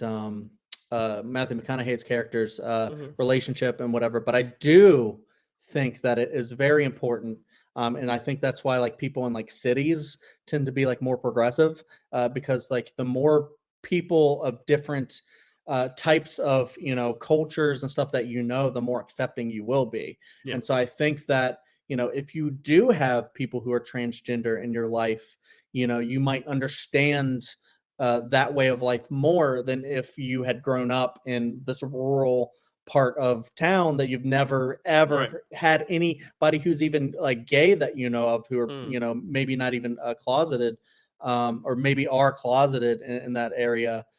you're going to be less accepting of that. So I can see how getting to be very close with someone who shares a common, disease that you have, you might be more willing to change in that aspect. But whether or not that works for you, it is a different kind of thing. It might work for some, may not work for others. I dig that part of the story, and I dig all the medical stuff, even though, like you said, it does kind of demonize a drug that did help people. But I think it kind of adds to that. It's kind of like when we watched Awakenings. It's a whole Right. moral thing where It's asks larger the than question, just right or wrong. Yeah. yeah, and it asks the question of, in that time, people were so scared. It's like, what drug do you trust? Can't COVID vaccines? Should you take them? Should you not? What's going on? Kind of a deal. That kind of like paranoia and fear about, something that you could get that you may already have, and what drug can help you. Is it the right dosage? So I think this film does that very well. For sure. Yeah. Dallas Buyers Club up for 6 Oscars and wins 3 of them. It's batting 500. It wins 3 out of the 6 it's nominated for. It wins, of course, Best Actor for Matthew McConaughey, Best Supporting Actor for Jared Leto, and Best Makeup and Hairstyling. The makeup and hairstyling is so good in this film. Also nominated for Picture, Original Screenplay, and Film Editing. You know where Dallas Buyers Club takes place, Chad? Texas. Yeah. You know what doesn't take place on Earth? Sorry, that was terrible segue. You know what doesn't take place on Earth is gravity. Chad, let's talk about gravity. That was the only segue I could think of. How do you segue from Earth to space? Just that. Gravity, directed by Alfonso Cuarón, written by Alfonso Cuarón and Jonas Cuarón. I think they're brothers. Cinematography by Emmanuel Lubezki. Music by Stephen Price. Starring Sandra Bullock, Sandy B, George Clooney, Ed Harris, and Fawdut Sharma. Not a lot of people in this one. Synopsis: an American astronaut attempts to return to Earth after experiencing a disastrous satellite destruction in space. Yeah, I was gonna say it'd be a really cool coincidence if the two writers weren't related. Who knows? Maybe they're not. Maybe they're not. Even though I could probably just click on Wikipedia and tell you right now. And yes, they. Oh, he's the son. He's the son of Alfonso Cuarón. It's him. He wrote it with his son. Oh, it's so sweet. Oh, cute. Nice little father-son bonding moment over trauma in space. So yeah, it's Castaway in space, but it's also visually dazzling. I mean, like it really is. I just remember when it came out. I mean, this was in the wave of Avatar where like everything was in 3D and everyone was like, these aren't working. And then like Gravity comes out and they're like, wait, it kind of does. Because it looks so cool. It's almost where when I watch it at home, I'm like, damn, I wish these were flying at me like they were in the theater. Because this was made to be watched in 3D. And you can kind of see that in certain moments when things like come right at the camera. I'm like, all right, that was grabbing a pen or something. That's where this does feel a little dated. I'm like, all right. But again, like it's so cool to think about the first time seeing this in theaters. Now, this is only my second time watching it, but seeing it at home and seeing the difference in experience. I'm not saying it's not a great experience at home, but like, it's a very interesting, different experience where I can now focus more on like the storytelling and the acting and stuff like that, and less about the visuals. And then the question is the story still good when you strip the other impressive tech stuff away? And we're here to answer that question. Chad, what do you think of Gravity? Well, first, when you talk about the father-son dynamic, I'm sure the son was a lot older at the time when writing the movie, but I'm almost like sitting here thinking about the universe where he was like 5 when he wrote this with his dad, and he's like, what if like the break comes and it like smashes, and then Alfonso's really I can do it. I was gonna say it's very, very interesting how like every bad thing that can happen happens in the span of an hour. Like what are the odds that all that actually could happen? I mean, I guess this is fiction, but it's like, really? And now an asteroid belt? Like, it's really funny how like it's almost like a video game. It's like, oh, you beat this level, here's another thing. It's almost like the Hunger Games when they're trying to find ways to kill off their district victims or whatever, and they're like, all right, let's insert venomous bees. All right, that didn't work. Let's insert a hurricane. Like, that's kind of what this feels like. Alfonso Cuarón and son are like, all right, now let's throw this at her and see if she survives it. Let's throw this at her and see if she survives it. You know what I mean? Yeah, it's like the Revenant, all that stuff. Yeah. I love this movie a lot. I saw this in the theater. It's terrifying, this movie. It's kind of a horror movie. It's a disaster horror film in a way where, like you said, just like so many things go wrong. it's kind of like one of my worst fears. I actually have like I think it's like vertigo or something, like where Right. sometimes like I feel like I have like the thought of like, what if I just gravity doesn't work and I just start going up? What if someone And pushes the so button? Yeah. No sometimes kidding. I have to grab onto things when Right. that Yeah. happens. Yeah. So and just the thought of I had the same thought of like very, very deep sea and like you Mhm. don't Mhm. know what Mhm. the hell is 100%. under there. Yeah. Like the And abyss. Yeah. then you know, in space, it's just so infinite that when you Mhm. think about space, it's just, you know, I mean, Interstellar, really explores that and stuff and Mhm. like the infinity of space and the concepts of that. But like Yeah. this just goes very, close to Earth, but like you're just that far. And yet, Right. all this stuff goes wrong and you get to see and not hear a lot of the stuff. And just, I It's like think the like the alien, no one can hear you scream in space or something like that. Yeah. Exactly. The technical aspect when you are used to watching films like Star Wars, where yeah, there's totally sound in space in Star Wars, it's a fantasy. But like when you actually go and you have a movie that's so like technical that like there's no sound in space, you're only hearing like the little bit of sound from like their helmets and just all the stuff and all the debris and you only see it from like a certain character's perspective, the debris coming, you only get to see like what they see. And then when they're spinning around, you're spinning around. I could see people like throwing up and getting very People did. dizzy Yeah. in this movie. And I had to hold on to my chair when I saw it in the theater. And yeah, very, very different experience from watching in the theater, watching it at home. However, I was like, I know Gravity is an experience because I've watched it like I can't remember if I watched it on my little DVD player or if I just watched it on my like regular Mhm. TV at one point that didn't have like a surround sound system. But now since I've installed like a good sound system, I have like a good TV, I'm able to control the lighting. I was like, look, I'm gonna wait until it's nighttime, lower Yeah. the shades, make sure the surround sound's on good and just like experience this film. It's a very short film too. Yeah. But a lot of crazy awesome stuff is packed into this and I just love Sandra Bullock in this movie. I love George Clooney. Not a lot of people, but like just the journey that she has to go on.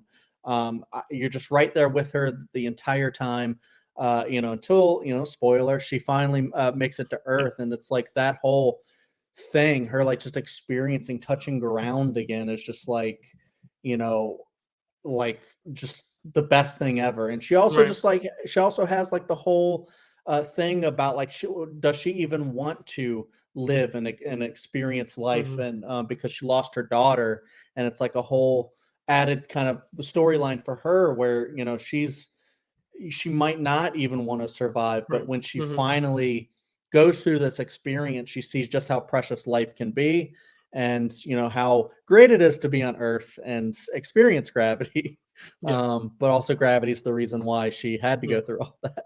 Yeah, it's so interesting because you're also following her pretty much by herself since Yeah. George Clooney goes away and he comes back in like a hallucination. But really, it's her movie the whole time. Like, really, she has to sell it, and she's great in it. I think it's a great performance. I think it's very interesting because I think watching this at home, I lost a little bit of the charm only because of those moments where it's like very obvious they're playing for the 3D effect and just the idea of, oh, of course this next thing has to happen. Like it almost feels like too convenient that all these things are happening. But again, like you don't really have a movie if you don't have those things. It's like the plot conveniences are the movie. You need them because otherwise how does she get from point A to point B to point C? And but I think the constant is her, and I think she's really great in this movie. And I think, like you said, that human spirit, that fighting spirit, the idea that she kind of questions religion but doesn't make a stance. I love movies that kind of ponder spirituality and religion without trying to make a Mhm. stance for the audience, and this is kind of one of those films as well, where she kind of questions if there even is a god or what that means or what's going to guide her through this, and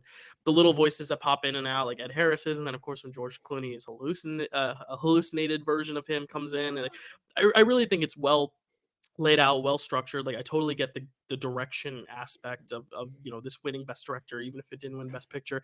It's honestly surprising it didn't win best picture because it won so much and it was like the tech sweeper plus it got direction. But I think it's because like the story itself on paper is a little bit more generic. It's all about like this actress going through the stuff, but it's not like anything super profound in terms of like the language or anything. But I don't think it has to be. It's very much a spectacle driven film with a really solid, Mhm. you know, building of tension throughout it, and I think it's really successful at what it does. It's one of the best space films, and we've gotten a lot of space films since that are not, like you said, Star Wars, but are more so like the actual realism of space, like this Interstellar, which is still fiction, but you know what I mean. Ad Astra, like all these films that are tapping into that I think do it really successfully, but probably wouldn't do it without Gravity. And I think that opening shot is still so brilliant, one of the best Yeah. cinematography feats. Like I think the cinematography Oscar of anything and visual effects, like this film should have gotten hands down for sure. Like I agree with that 100%. And the sound stuff too. Like I think, like you said, the breathing in the masks and all the destruction and stuff. It's just really, really well crafted, and it's one of those things that, because it's so short, it's a good thing to go back to and watch again, and you still get transported, even though you know what's going to happen. You know she's going to survive at the end. Like it just feels like it because it's a Hollywood film, but still the journey getting there, it still gives you enough suspense to where you still feel like she can't, even though you're pretty sure she's gonna do it. But maybe not. Maybe some people went into it thinking cynically, like, oh no, she's totally gonna die at the end. But I don't know. Well, it's one of those things to where like you really don't know what to expect, I think, especially watching for the first time. And then like even when like George Clooney like makes the decision to just like let go and it's like, you're gonna make it, I'm gonna break this record, but I'm gonna drift off into space. Like that's like most people's probably worst nightmare, but for him, he's just kind of like, I have to, he's like Nothing else kind he of like can one of these people that can just like accept that quickly. Like maybe even before he left home, he's like, that's a possibility, but she probably never had it in her mind that that's a real possibility. Like, this is a NASA thing. We're going to be safe. Everything's good. That debris is not going to come. But yeah, I just, and then with her, it just feels like you said, everything is kind of stacked against her in this, losing oxygen, having to go from this to that. Oh, a fire breaks out kind of a deal in the spaceship. That's going to explode. But like, even like the little parts when she has to open a door and it slams open and she's holding on to that, like, I'm just like, oh my God, like the whole time, like on the edge of my seat. I've seen this before and I'm still on the edge of my seat. And I just think that's the power of this movie. It's just such a thrilling experience. And you're talking about like the maybe a little bit of degradation from theater to home, or kind of just a different experience with not having 3D when they made stuff to be kind of 3D. It never really bothers me, but I can see how it might for others when they go, the pin came a little too close to me. It's almost a fun little artifact, though. It's almost like kind of an artifact of a time. Like, oh, I remember when films were like made for that. And honestly, we're kind of getting another wave Spy now. Kids. Like it just happened with Avatar: Way of Water to now, where immediately the next big release after that, Quantumania, was showing in 3D, and I'm like, all right, but it wasn't made for 3D. So now I'm wondering if in the next 2 or 3 years we're gonna get like more films that are like made for 3D, especially with the writer's strike. Maybe if they're lacking on the scripts, maybe they're gonna like emphasize the visuals and like give us some cool 3D stuff. I don't know, maybe. But I mean, it just like also adds to this conversation about the, when you make something like a Christopher Nolan or someone who makes something in IMAX with IMAX cameras. So you have to go see an IMAX so you can see the very obvious transitions from full IMAX to widescreen all the time, kind of a deal. To being at home, which is not, it's a little bit not the same thing because it's not IMAX. And then you have like the whole thing about like, Avatar and Gravity, where it's like, well, those were made for this big thing. So you're obviously going to lose a little bit when you watch it at home. And for me, even though that may be true, I haven't seen it in the theaters in a decade. So I don't really remember. I just remember being, transfixed the entire time. And I was transfixed the entire time at home. So I think if you were watching it on a not great like sound system or something like that, maybe you might not be as enthralled with it. But it's one of those movies where I think you gotta have the right conditions. And don't watch stuff this like on your that. phone on the bus ride to No, work. that's terrible. As I see people doing all the time. Not this movie, but like I'll look over and be like, why are you watching Dune? Like, come on, bro. Like, at least watch like a streaming show. Don't watch Dune. Yeah. Or don't watch Avatar. Don't I watch a Marvel movie on your phone. Come on. I do watch a lot of stuff on my phone. I haven't watched Dune yet on my phone, but I think the only way I would watch Dune or something like that on my phone is for like trivia purposes or something. Right, and you've seen it already, but like a lot of Yeah. it's probably like, oh, what am I gonna watch today on work? Oh, this movie looks cool. I'm like, no, no. No.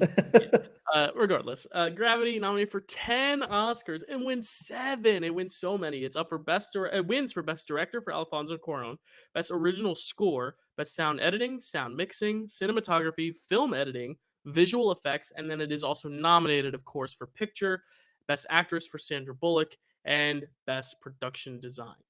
All right, so for this next segue, I'm gonna actually ask my artificial girlfriend what we should talk about next. Hold on.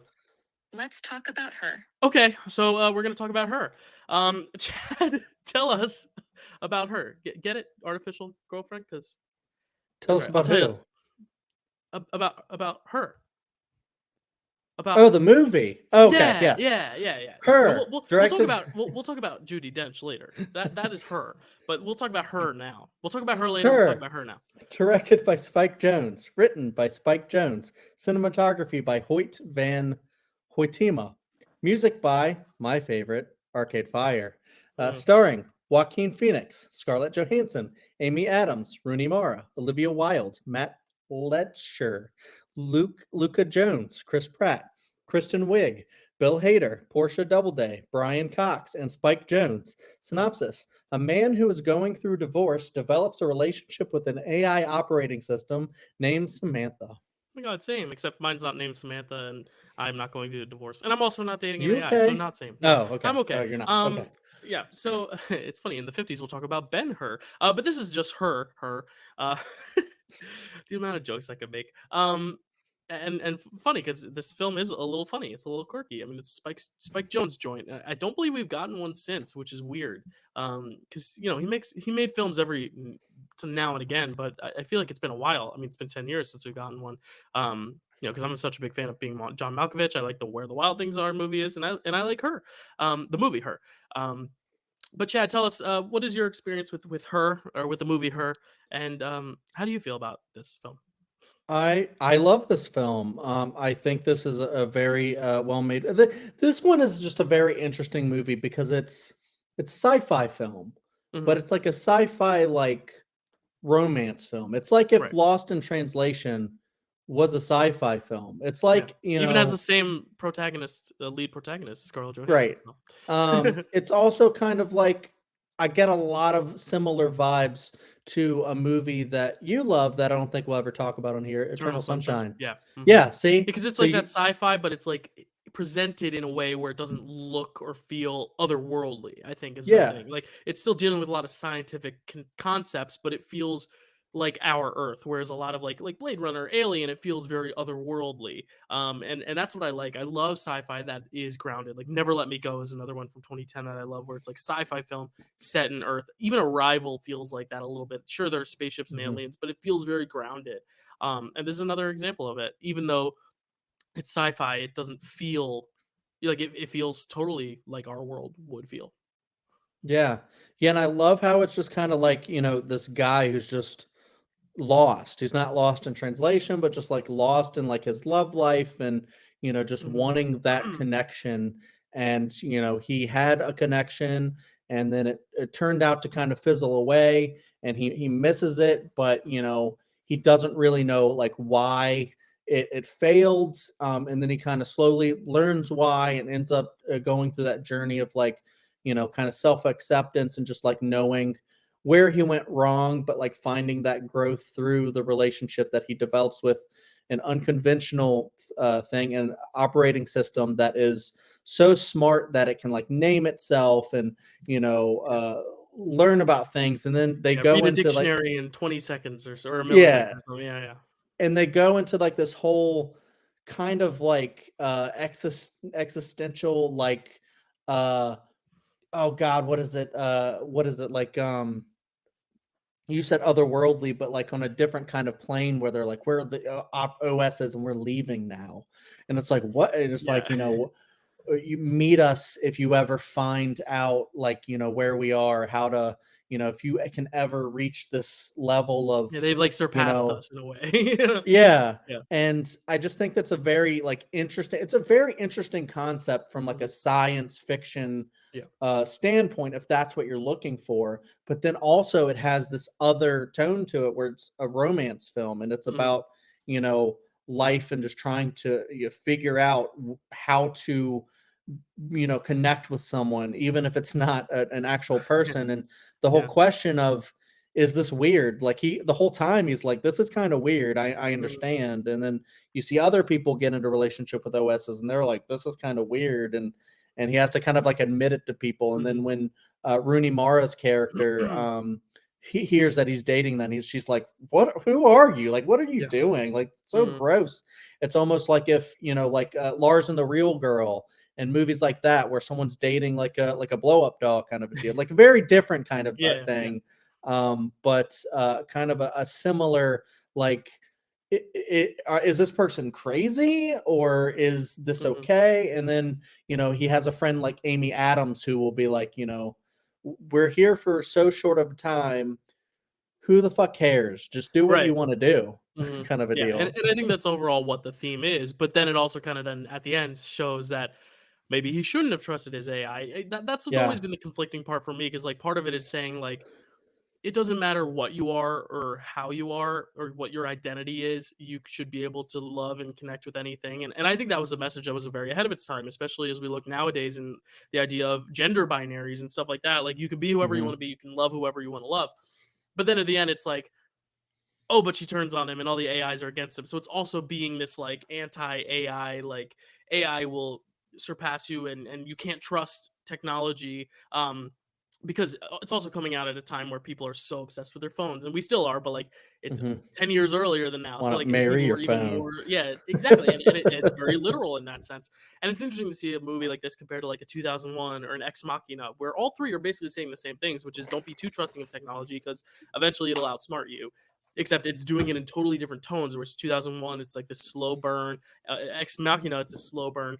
But here, it's very soft, kind of the whole way through. Even when she turns on him, even when all the AIs turn on them, it's still presented in a soft, delicate way. And that's what's so unique about this film is how it's presented. I love the production design here with all the reds and the colors and Yes. the muted Yeah. color palette, the soft color palettes, but also just the idea where they filmed this, I think, in like Shanghai, to give it more of like Oh. a kind of post-apocalyptic but not otherworldly feel, to make it a little different to our Earth but still feeling familiar enough.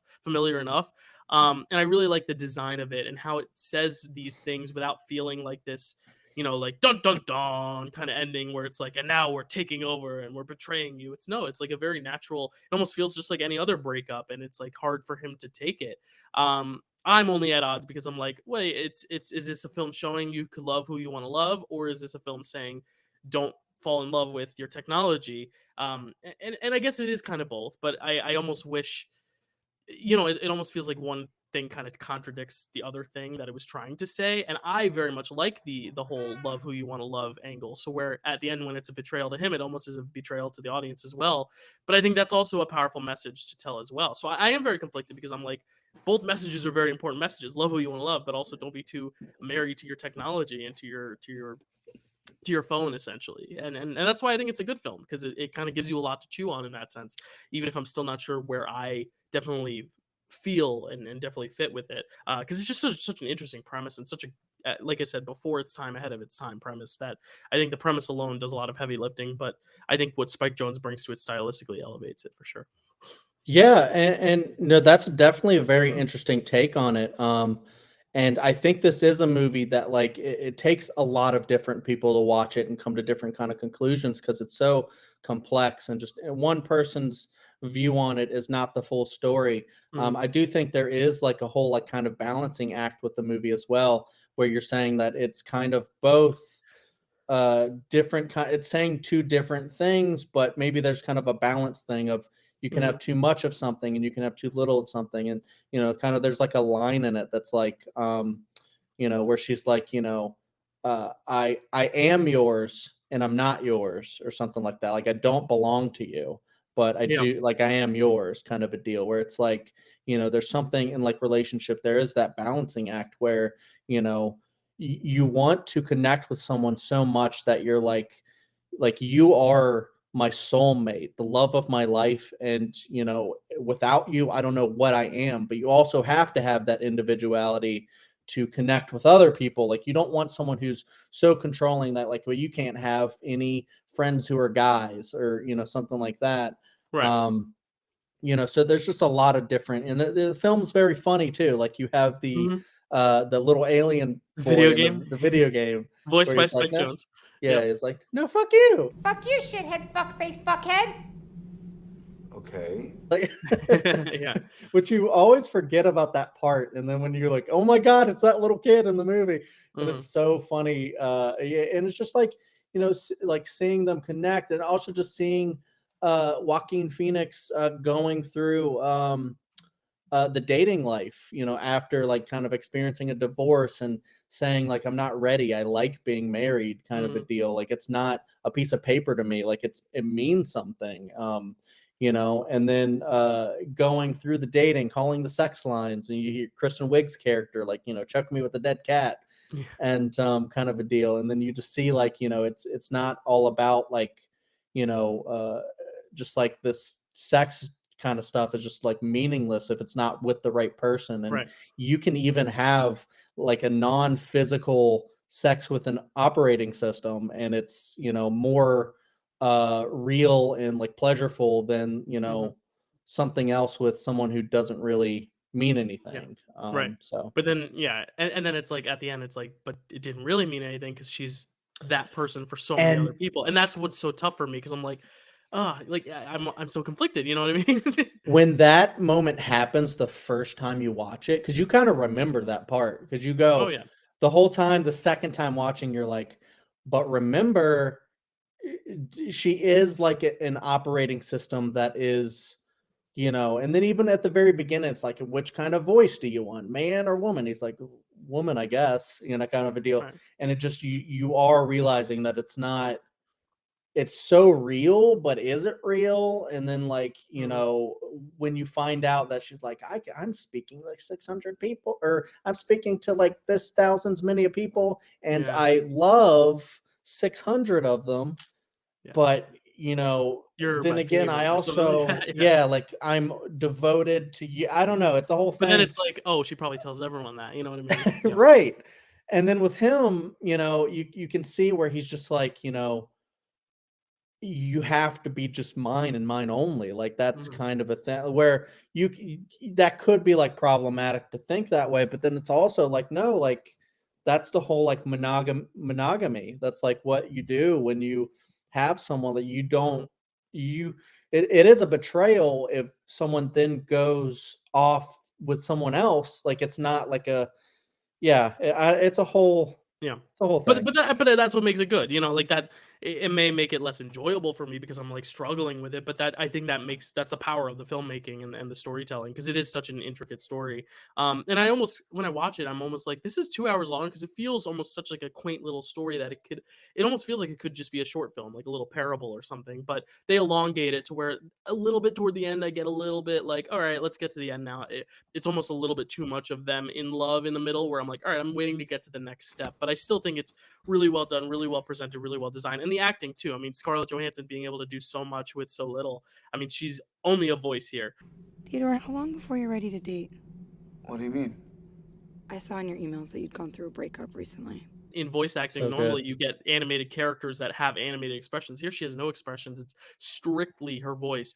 But you feel every single ounce of emotion, at least the emotion she's trying to give off, even though it's kind of fake. But I think it's one of the great performances. And honestly, I think if there was any performance to nominate for voice acting, this is one of them, like, where I feel like the Academy very well could have, especially because they liked the film, obviously, it won an Oscar, like, I think they could have given it a supporting actress nomination, especially because, like Yeah. I said earlier, aside from Lupita Nyong'o, I think that field specifically is a little weak, but I think she could have gotten in, but I guess the Academy wasn't ready, and they still aren't ready for voice acting, but Yeah. it would've been cool.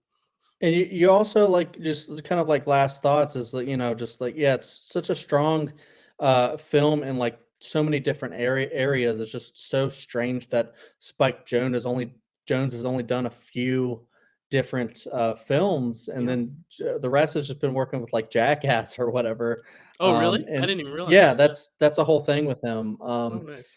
And then he comes and like when he makes a movie, typically it's like some of the best films you've ever seen, Yeah, or I so mean, at like, least most interesting. adaptation, Yeah, Jane John I forgot Malkovich, about all of that. adaptation. That's I such a great forgot he does movie. all the Jackass stuff. Okay, so at least he's still Yeah, working. But in terms yeah. of direction, yeah, he's only made 4 films, which is wild. But But when he makes a film, he really freaking makes a film, and like it's just so interesting. And like I just think Her is just such an interesting movie, like in so many different areas, and the music is yeah, fantastic. It feels like a really like deep like indie film. it's like almost hypnotic. Yeah, and just like like I said, I love, love, love, love, love Arcade Fire, and like look Mhm, at that year, they came out with Reflector, and then they wrote a album or a soundtrack for a movie. And if yeah. you've listened to that soundtrack for Her, it's just great on its own. Just like listen Mhm. to that album; it's so good. I was gonna say, did Yeah, they also write the Moon Song? Because that was nominated for yeah, best I believe song. they Yeah, did. Yes, cool. and it's a beautiful song. Follow me, pussy. So, Her is nominated for 5 Oscars, wins 1 for Best Original Screenplay, actually. It is also nominated for Best Picture, for Best Original Score, and Best Original Song for the Moon Song, and of course, Production Design, because that production design is great. So, so colorful. But let's strip the color away. Let's go black and white for this next one. Let's go all the way to the cold state of, well, actually, it is Montana, but then later, Nebraska. Chad, tell us about Nebraska. Sure. Nebraska, directed by Alexander Payne, written by Bob Nelson, cinematography by Pheidon Papamichael, and music by Mark Orton, starring Bruce Dern, Will Forte, June Squibb, Bob Odenkirk, Stacy Keach, Mary Louise Wilson, Angela McEwen, Rance Howard, and Devin Rattray. Synopsis: A father and son journey to Nebraska to claim $1 million sweepstakes prize. Yep. I just want to remedy something. Earlier, when I said the supporting actress field was weak, I totally forgot about June Squibb because I'm obsessed with her in June this movie. Squibb. So, Mhm. so I take that back. It was a strong supporting actress field. It's just I think Scarlett Johansson should have been a part of it. Needless to say, though, June Squibb, what a treasure. I miss her naughty shirts that she wears in Hubie Halloween. I think Yes! that would have made this movie even better. But this film, Boner this is donor. this is a What's film I've that? actually seen several times, and it feels like one of the movies that like you wouldn't rewatch because it's it's very simple, very plain. It's nice to look at, but it's not like anything too groundbreaking.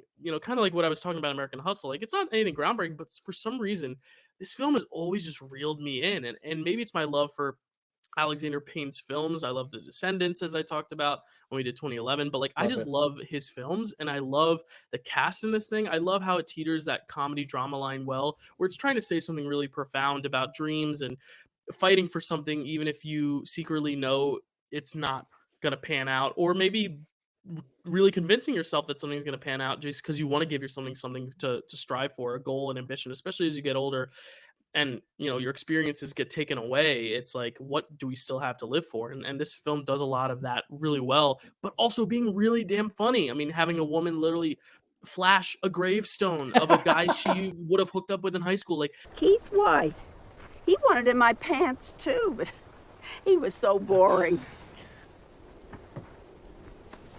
See what you could have had, Keith, if you hadn't talked about weed all the time? I think this film teeters that balance so well. Just so so good.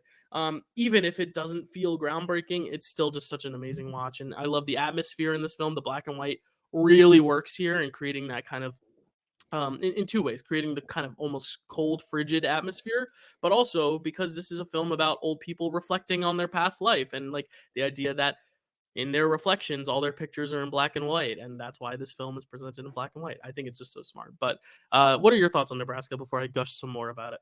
Yeah, I also love this movie. I also have a fondness for Alexander Payne films. Mm, I haven't seen a ton of them, but like I love this. I love The Descendants, Election. mm. There's a lot of Sideways. really great. I haven't seen Sideways, so Me I'm neither, interested to but I know people check love it. Yeah. check that out for future picture this at Mm. some point. Oh yeah. But yeah, but yeah, this film is really, really great. It also reminds me of another film, a David Lynch film, Mm. the Disney classic, The Straight Story. Oh, It's okay. a very. Have you seen that? Never seen that one, and I don't even know if I've heard of it. Yeah. It's very interesting because well, speaking of Oscars, it's I'm gonna forget the man's name until I remember it, but he had the record for the oldest person to have an acting nomination, I think, or win before Anthony Hopkins took it for The Father. Richard Farnsworth. Yes. Yeah. Yes. For The Straight Story. And Mhm. I bring that up because like watching Nebraska, it's a very similar type of movie. I want to recommend The Straight Story Mhm. because like watching it, like I have like the same vibe as both movies. As it's just like an older man, like sort of at the end of his life, going on some sort of journey, and it almost doesn't really matter what the destination is, but it's just someone just who just is so determined to do something that they're going to keep trying and keep trying, even if they have to walk out of the hospital and just Yeah. keep going and stuff like that. And this is kind of the same thing with the Straight Story, where he's the gimmick, I guess, there is he's trying to drive his lawnmower the whole way across states to Mhm. see his brother. And then even when his lawnmower breaks down, he has to get another lawnmower, kind of a deal.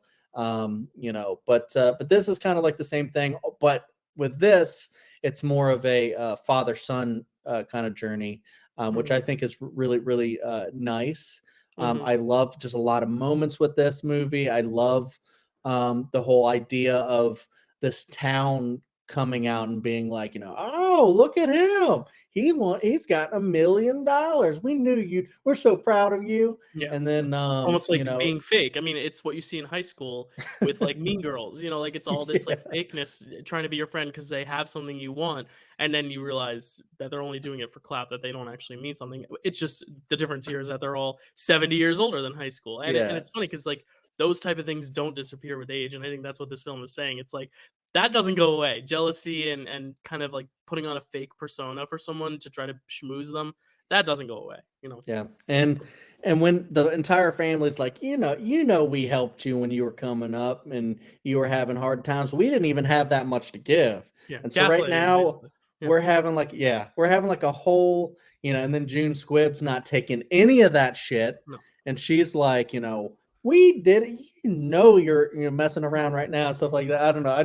I love like just the way they talk. I just love the accents and the small town kind of vibe because I have family who come from rural Virginia and stuff like Mhm. that. So a lot of people in my family talk like that and live in these places where you might not see civilization for miles and miles and miles. Like, Right. we got to trek down to the Walmart or Mhm. something like that. And I just love that. I love, June Squibb, like you said, at the graveyard, So and good. the whole scene at the when they're trying to go get him his what was it, carburetor, Carburetor, yeah. Yeah. and they go and they take it, they bring it into the car, they're driving away, and he's like, that's not my carburetor. And they're like, why did we take it then? Why'd you let us take it? Like, They're like, I didn't know what you were doing. yeah, we're just as confused as you.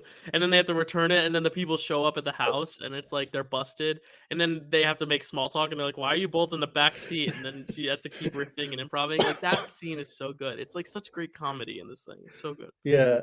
Yeah, I just love the whole journey thing. And sometimes movies are kind of just about that, where it's just like a journey film, and like, people are finding themselves, and Mhm. the dad and son probably never would have like had this relationship. I think it's also about like the disappointment of life a lot of times too. Like Yeah. Bruce Dern's kind of done with it. Like he's like, I Mhm. don't give a shit anymore. Like I'm just want to go get they said I want $1 million. I want to go get this $1 million. Yeah. He's just like so soft spoken. They go to see Mount Rushmore, and he's like, "It's not finished." And Yeah. Only one of them's wearing clothes or something like that. Yeah. like Yeah. Lincoln doesn't even have an ear. Yeah. Yeah.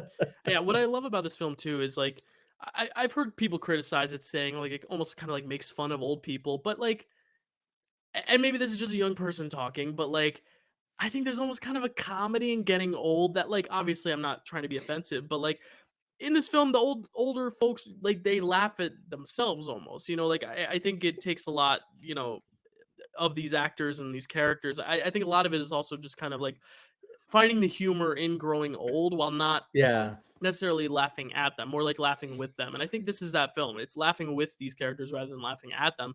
And I think a lot of the time, the June Squibb character especially is such a key fundamental part of it, because while it is essentially about the father-son bonding, and it ends with the father-son bonding, you know, with him getting the truck for his dad and giving him this joyride around the city just to make it look like he won something, just to make the other neighbors kind of eat their words or whatever.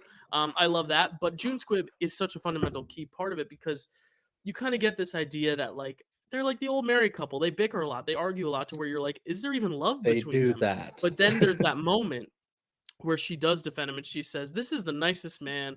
He has given so much to you all. You haven't given anything to him. He's given to you. Like he's gone in debt for you. He's dropped everything for you. He's the most caring, genuine person." And she really stands up for him, to where you understand that when you get older, while you may not always show affection, there's always love there. And even when we find out that he's cheated on his wife, and that kind of, you know, makes Woody a more complicated figure, you still feel this sense of love and respect between these two despite that. And you do see the regret on his face in that moment, you know, especially because it's, you know, all this information is coming out to his kid. Like, I think June Squibb's character, while at first the comedic relief, I think ends up being a much more integral role in the whole theme of family, and especially the idea of finding comedy in the old age without laughing at the characters and laughing with them. She brings such a humanity. She's my favorite performance of this film. Like, she really Yeah. brings so much to this film, and the film has great performances too. Bruce Dern's great, Will Forte's great. Again, seeing actors who are, in Bruce Dern's case, more dramatic, doing some comedic stuff, and Will Forte doing something really comedic, and then coming to here and doing something still comedic but a little less comedic, more serious. Yeah. It's just really, really well done. It's just such a well done, well put together film. It's a breezy watch. It goes by easy. It's like a really nice soda. It's like you're skipping out on the alcohol tonight, but it still tastes really good. You know, it's not going to hit you necessarily the hardest. It's not going to get you drunk, but it's still going to taste great. You know, I don't know if that's a good analogy or not, Yeah. but that's what this film is. It's a nice soda pop when you want to break from the hard drugs and hard liquor or whatever. I don't know. Yeah, I mean, Nebraska's one that I would recommend to anybody, and Mhm. like, you know, I think I think it's like one of the most accessible movies, because I think you can relate to a lot of these characters, you know, because everyone does get older. You have grandparents, and you know people who are like, you know, have these like conversations, or these, you know, just scenes sitting in the living room Yeah. watching the TV, and just like nothing happening. And then, or you're having like these kind of like meaningless conversations where you're like, you know, you still got that truck? No, I haven't had that truck in a long time. Oh, I thought you still had it. Kind of those like little things Yeah. where it's just like you mundane like, but also kind of reminiscing about, you know, things, and like, is this still the case? And my grandparents, who are passed away now, but used to always talk about, like, you know, who's dead, who is he still living, kind of a Yeah, deal, like. and they do that in the graveyard scene where she's walking around. Oh, I didn't know he died. I'm like, oh my god! But it's endearing and funny, you know. That's what my family would do a lot of the times when we'd go to like reunions or go to places we haven't been in a long time where there's family, where we would go to grave sites, and like, you know, this was my grandpa and stuff like that. So, you know, it's just very relatable, especially for me, because, you know, yeah, that's kind of like my life somewhat. Yeah, the neck of your woods. Yeah. Yeah, and stuff. But yeah, I definitely agree with you with June Squibb. I think Bruce Dern plays like this like big subtle. He's an asshole, but then he's not, like, I mean, not an asshole, but he's like Set in a his ways. he's Cranky. he's set in He's his cranky. ways, exactly. Yeah. And Which a you lot of know, people like that are. I mean, my grandparents are like that, and I love them. But there's moments where they get stubborn. There's moments where my dad gets stubborn. My friends who are my age, my roommate, we say he's the oldest 25-year-old who's living right now. You know, it's a similar and thing. those people are of a different yeah, but it's fun, because that the hilarity comes from that, because, you know, when he gets to the thing, and, you know, a normal person would go, oh, it's Mount Rushmore, look at that, it's so famous, and so he's like, it's not finished. Like, Yeah. it's just so funny. And then with Will Forte, this, I remember seeing this when it first came out, and I was like, Will Forte he's such a great like comedic actor, like he's so funny, SNL, you know, all that stuff, but in this, I'm like, you know, I remember seeing this, and I was like, you know, why doesn't he have more like dramatic roles? Because it's such a different turn for him. Like, he's funny in it, but like, it's a subtle funny, and he's a very good like dramatic actor in it. So it's great. yeah. So Nebraska, nominated for 6 Oscars, does not win any, unfortunately. It is nominated for Best Picture, Best Director for Alexander Payne, Best Actor for Bruce Dern, Best Supporting Actress for June Squibb, Best Original Screenplay, and Best Cinematography. Speaking of old people, man, that was a bad segue. Let's talk about Philomena. I'm sorry. That was the first thing that sprung to mind. I don't write these out. So, except for the her one, I had a 3-minute bathroom break from Chad to do that. But yeah, that's the segue we're going to roll with. Tell us about Philomena. Well, she was old. Philomena, directed by Stephen I think Frears. she's still alive. Written by Steve Coogan and Jeff Pope. Cinematography by Robbie Ryan. Music by Alexandra Desplat. Starring Judi Dench, Steve Coogan, Michelle Fairley, Barbara Jefford, Anna Maxwell Martin, and Mare Winningham. Synopsis. With the help of a journalist named Six Smith, Philomena Lee searches for her long-lost son after 50 years. Based on The Lost Child of Philomena Lee by Martin Sixsmith. They are real people. And I do want to say she is 90 years old. She's still alive. So yes, she is old. But this is the first watch for you and I both. And I got to say, off the bat, did not research this. I was like, this one I'm going to go in blind. Because how many opportunities do you have to go into a movie completely blind that was like nominated for Best Picture and came out in the last 10 years or whatever? So I watched it. And at the end, when like they're saying all this real stuff, I'm like, wait, this actually happened? I couldn't believe it. I legitimately couldn't believe this actually happened. It almost blew my mind that it was such a true story, because the film in itself is, it's very sappy, sentimental. It's very sweet, but like when it hits you, that's a true story. I think it holds even more meaning at the end there. And I watched this right before Mother's Day too. So I was a weepy mess during this too, but really interesting considering how it's a true story. And it's one of those stories that feels almost too crazy to be true, but what did you think of this as a first watch for you, Chad? I also went into this blind. I had like heard the title for so long and was like, I don't know what that movie is. I know Steve Coogan's in it. Kind of a deal. Very colorful poster, Yeah, yellow. And I'm like, what is that about? Is it a comedy? And I didn't know that it was just gonna be like as like kind of heartbreaking as it was. And very, very interesting story, but very heartbreaking and also anger inducing. It's kind of like 12 Years a Slave in that way, just a very, very different way, a different reason. Yeah, it's like there's not really a complex villain here. It's a very clear cut. Like this is a very this is an evil presence. Like 12 Years a Slave, there's no denying this is an evil person, Whereas like other movies, it's like, oh, it's a little bit more complicated. But here it's like, no, like this, what they did was evil. They separated a mother and her child, and that is evil. And they didn't do it for any reason that you could even think would be just. They did it because they were like, you shouldn't be having sex, that's dirty. Yes, and it's alluded to that she didn't have a choice, basically. Oh yeah, that too. I forgot she about did not have a choice in having sex to begin with, so which makes it even more unfair, because it's like, at least now give me this person I can connect with. Like, let me keep him, because I didn't want this, but now that I have it, you're taking it away anyway. It's terrible. Yeah, and you get this whole like story, this like journey with Judi Dench and Steve Coogan going to find this lost son. You don't know if he's alive. Where is he? What's he doing? What's he like? And you find out he's like some like Republican politician. But then you also find out that he died. He died of AIDS. Was he a senator? He was congressman. He was senior gay, official and he had a husband, and he did journey back to Ireland to visit her, and they lied about it. And all this stuff wrapped up, this 50 years of not knowing, you're expecting Judi Dench to be angry as hell, just like you are as an audience member. Like, I would strangle this person for doing this to me. Like, this is a life-changing thing. Like, she never got to see her son again, that she loved more than anything.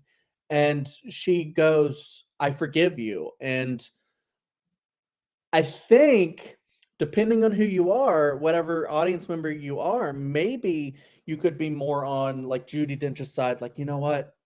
Life's too short. I forgive you, kind of a deal. Or you might be like Steve Coogan, where you're like, fuck that. Yeah, I think that's his last That line. is the worst. Yeah.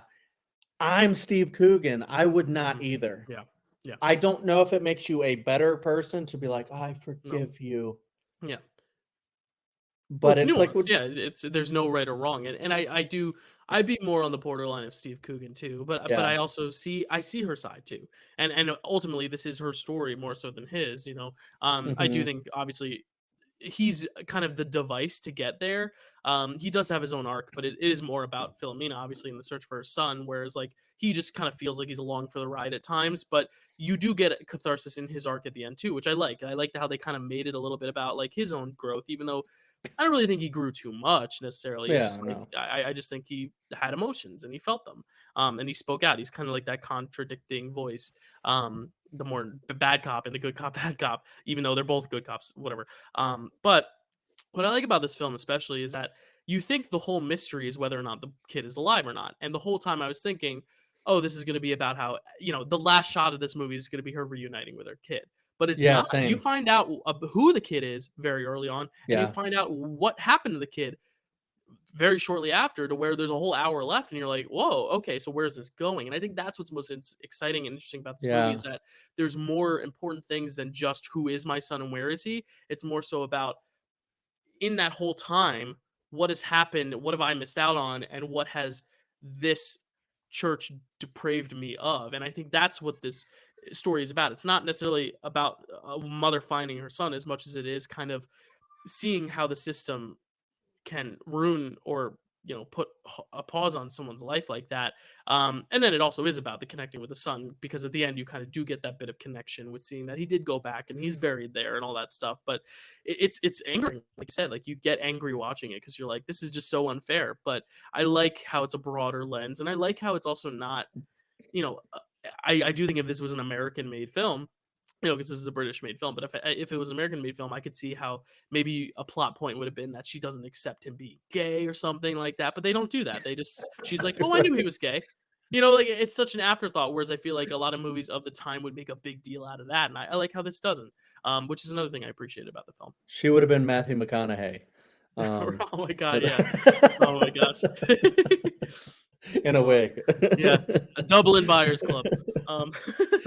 I also am just kind of like wondering, like, if you can look at it from the perspective of kind of like the level of, and I'm not trying to frame, because I'm somewhat like religious myself, but like Mhm. religious communities like Christianity or like a deep Catholicism like Mhm. this is like Irish Catholic Yeah. kind of a deal, where this is like a convent where she was, and she was so restrictive, but kind of like the brainwashing that could come through it. Whereas it's like, to her, it's like, I know they did me wrong, but the Christian thing to do is to turn the other cheek and to not act upon, any anger, let it go because it doesn't help and stuff like that. But it's like, like, you were like so wrong. So at least slap the shit out of that woman or Yeah. something. You know what I mean? Yeah. Mhm. Like, any person in their right mind, I think, would have slapped the shit out of that old ass lady out of her wheelchair. Yeah.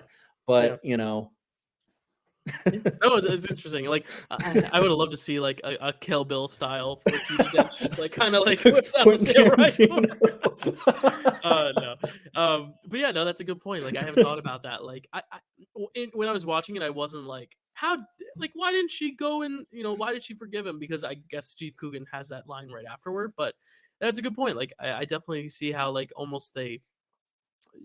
But again, that's probably the true story. She probably did actually forgive him, True. to where That's it's like, true.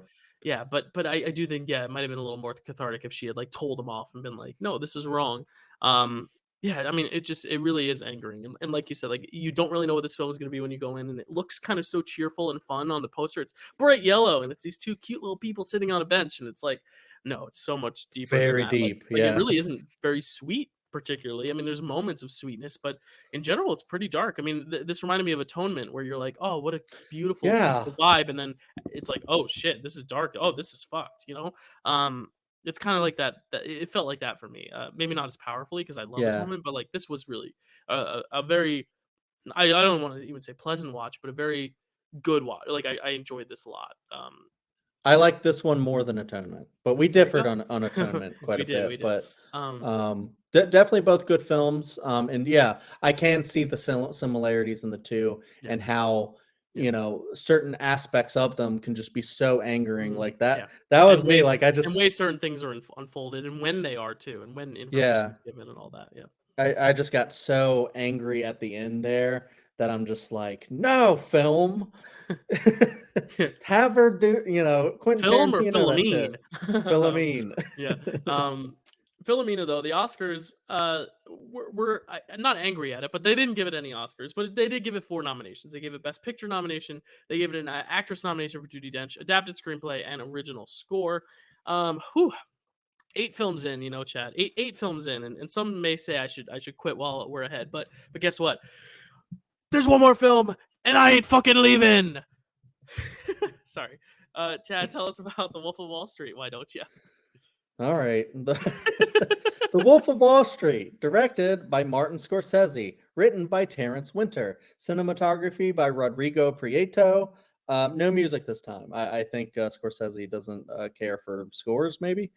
Starring Leonardo DiCaprio, Jonah Hill, Margot Robbie, Kyle Chandler, Rob Reiner, John Bernthal, Matthew McConaughey, Jon Favreau, Jean Dujardin, Kristen Milioti, Henry Zimbrowski, Ethan Suplee, and Spike Jonze again.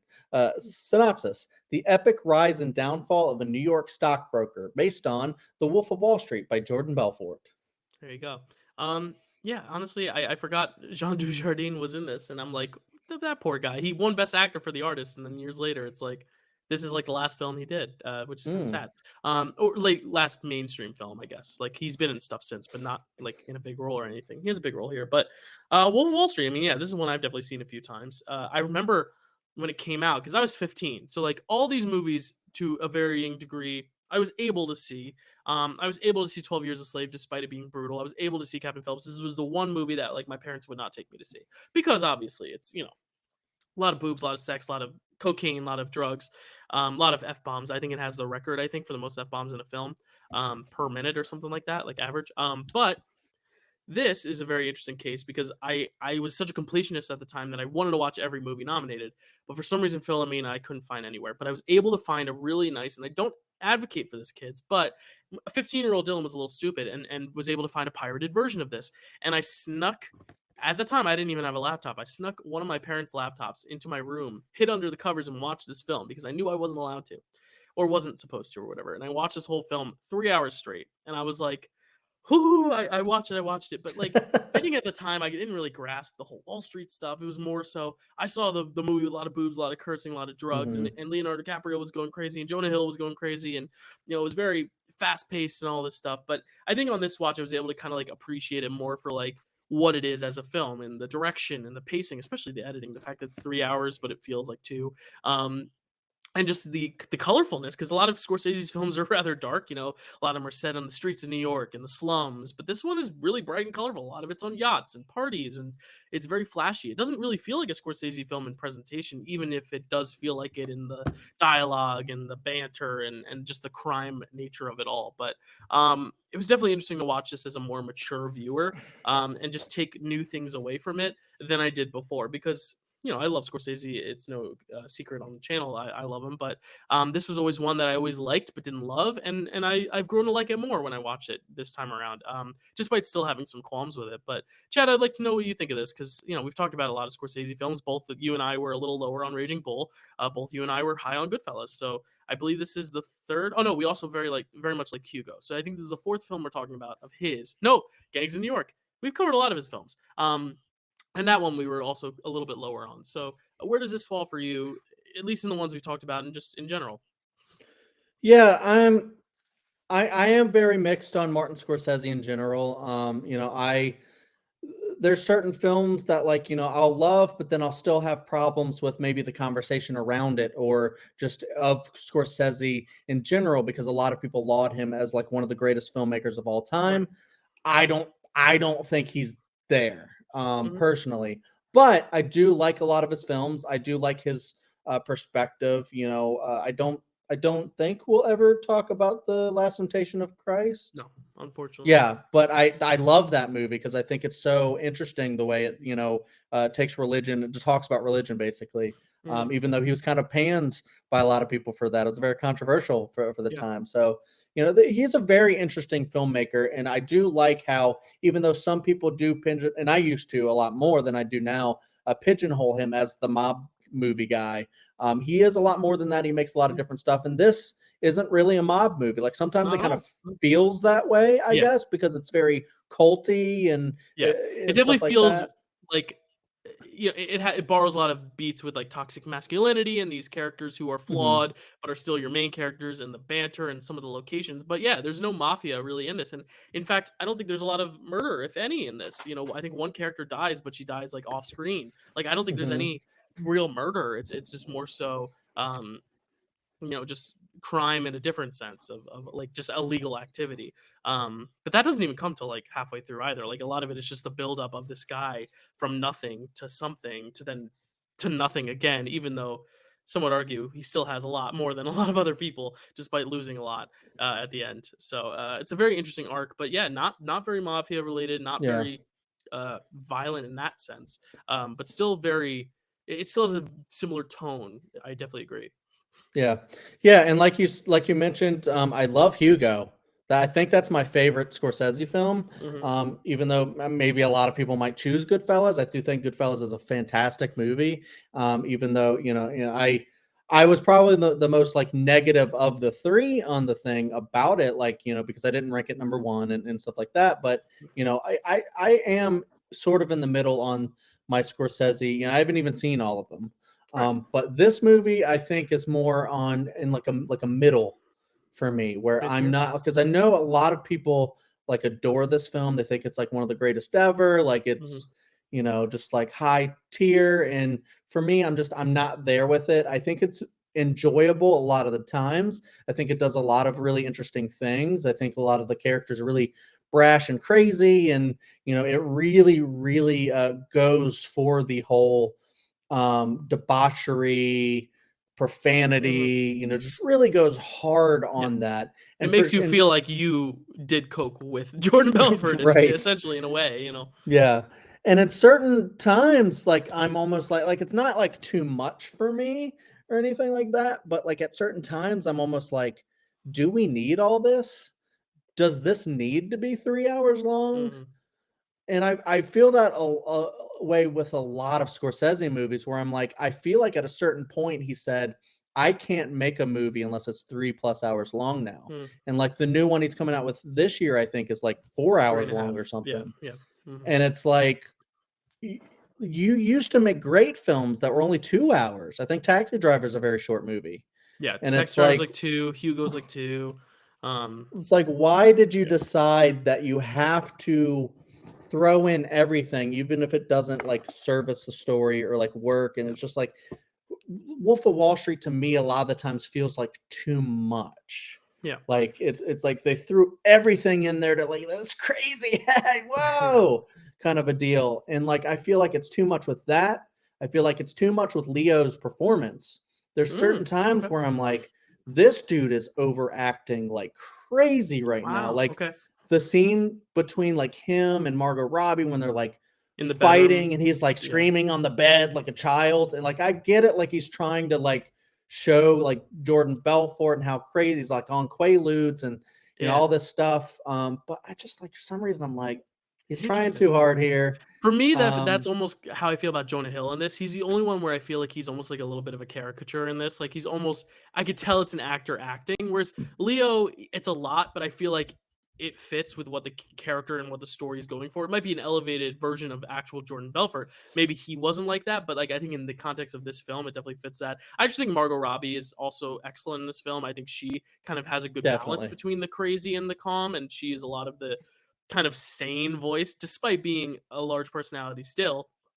She is kind of the audience's perspective into this, which is very interesting. But I've never really heard the take on Leo being too much in this movie, but that's totally fair. I mean, he is a lot. He's doing a lot. He's really pushing himself in some ways, maybe too far. For sure. Well, I just wanted to also add because we're talking about like Leo and Jonah. there are certain times, there are certain aspects of this movie that I do love and I think are hilarious, like the the Quaaludes thing where he's crawling to his car, and then you find out none of that happened the way he thought it did, which is really funny. And then when he gets back to the house, the whole thing about like him trying to stop him from being on the phone and wrapping the cord around his neck and just like all this crazy shit that's happening. Jonah Hill often is my favorite because I think we differ on that a little bit. Because Jonah Hill often is like my favorite part of most things that I see with him in it. Like I know we differed big time on Don't Look Up. But that was he was my favorite part. Don't Look Up. I was about to say he's so funny. He's so in that good because movie. he's like the asshole. He's the Eric Trump. He's awful in that, but in awful in the way like he's playing an awful character and he nails that. And like I'm with you though. I like Jonah Hill a lot. Like I love him in Moneyball. I love him in 21 Jump Street. He's my favorite of the two. Like I'm usually on pro Jonah Hill with you. But this is the one time where I'm like, it's a little much. And I can see that, but there's just so many times where like if I were to want to rewatch this movie more than like I think I've seen this twice. I was very late on the Wolf of Wall Street thing because I knew it was a lot of like, like debauchery and profanity. And like, that's like really what they were trying to go for. And I was just like, I don't know if I'm like, I care about watching that like craziness, to be honest. So I think I watched this in like 2018 or 2020 or something like that, way late. And then watching it again for this, I was like, just like, do we need all this? But like a lot of the things that I loved were like the Jonah Hill parts where he's like, smoke some crack with me, bro. Well, I'll say right now that Quaalude scene at the end. This film is interesting because I'll answer your question earlier. Does it have to be this long? No, I don't think it does. No. I think this is one of the only times, and I've always been a defender of the length of your film. It could be a long film as long as it services the story. And I think we'll talk about one other film of his that we haven't covered yet. I think some of his films, the length really does service the story, especially when you're telling stories of this long journey or mortality or something like that. Somebody's life, yeah. In this sense, though, it all kind of happens rather quick to where I don't think it needed to be 3 hours. And I think this film, the first hour is so good in building him up. I love seeing him work from the bottom. I love the Spike Jonze scene when he comes in this little place. He's like, I'm looking for this place. He's like, Spike Jonze is like, no, yeah, this is it. This is the place. Let's sit down and we'll have an interview. And I'm like, oh, like this is the place. And he started from the bottom and then he sells that penny stock and you see everyone around him kind of like, getting in on it. And you see this kind of build to the top. I think once he hits that, once he gets Margot Robbie, once the divorce happens and once he's at the top, the next, like, there's like a half hour after that where I'm like, it kind of loses some steam for me to where I'm like, the film needs to breathe a little bit. But at this point, I'm like, it's breathing almost a little too much to where I'm like, some of the magic is lost. And I looked at this, I mapped it out on Paramount Plus to see. I think he gets with Margot Robbie exactly an hour in, and then the Quaalude scene happens exactly 2 hours in. So I think from that hour to the 2 hour, in the middle is all the stuff with like the yacht and Kyle Chandler, and then also with the older woman who he kisses or whatever. It's a little weird.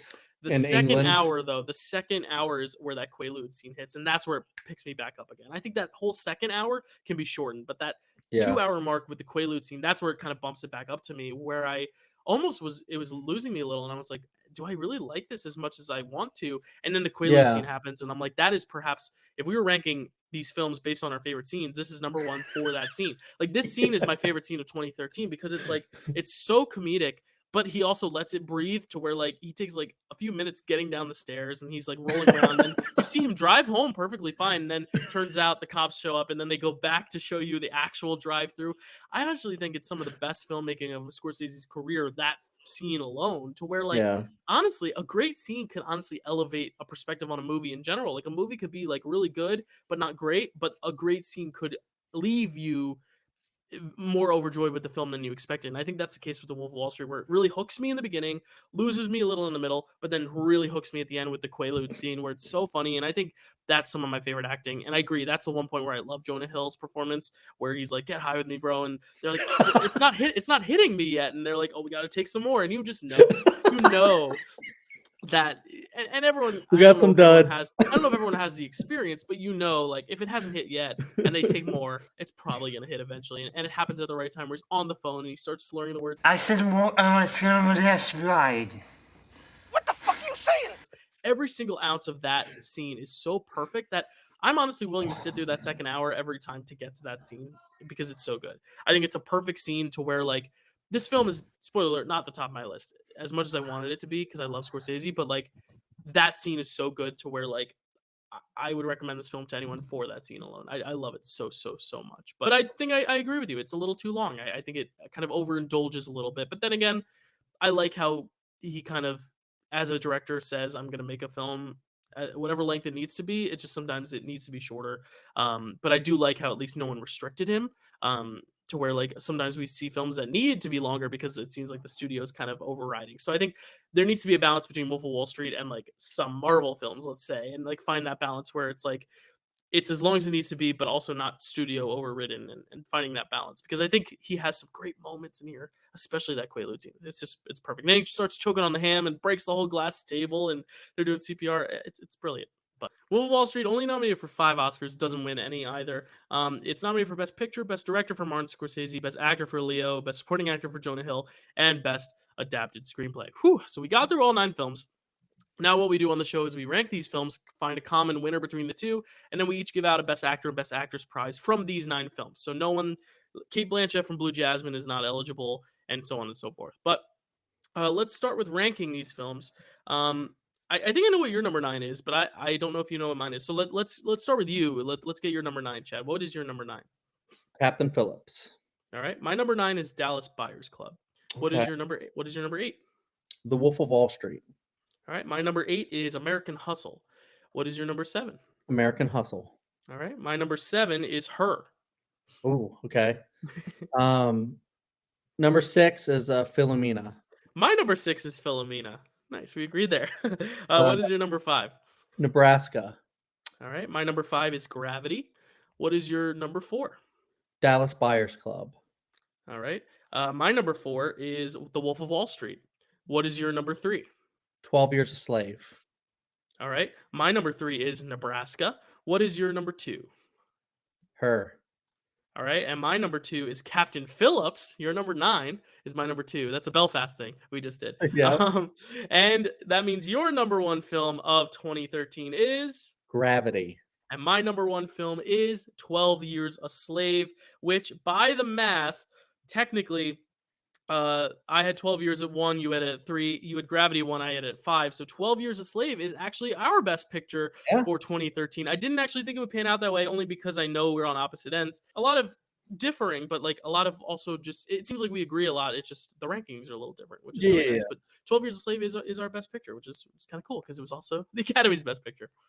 Yeah, I think the only like kind of polar opposite that we were on wavelength we were on was Captain Phillips. Yeah, Captain Phillips is really the only one that was more than 4. And honestly, I thought you were going to completely disagree with me with The Wolf of Wall Street, and I see that like you were sort of on the same wavelength with some of my thoughts. So I was very pleasantly surprised at that. But yeah, not mad at all for 12 Years a Slave being in there. I know that like my number ones have been kind of dominating recently, where we've been like I got Top Gun Maverick, stuff like that.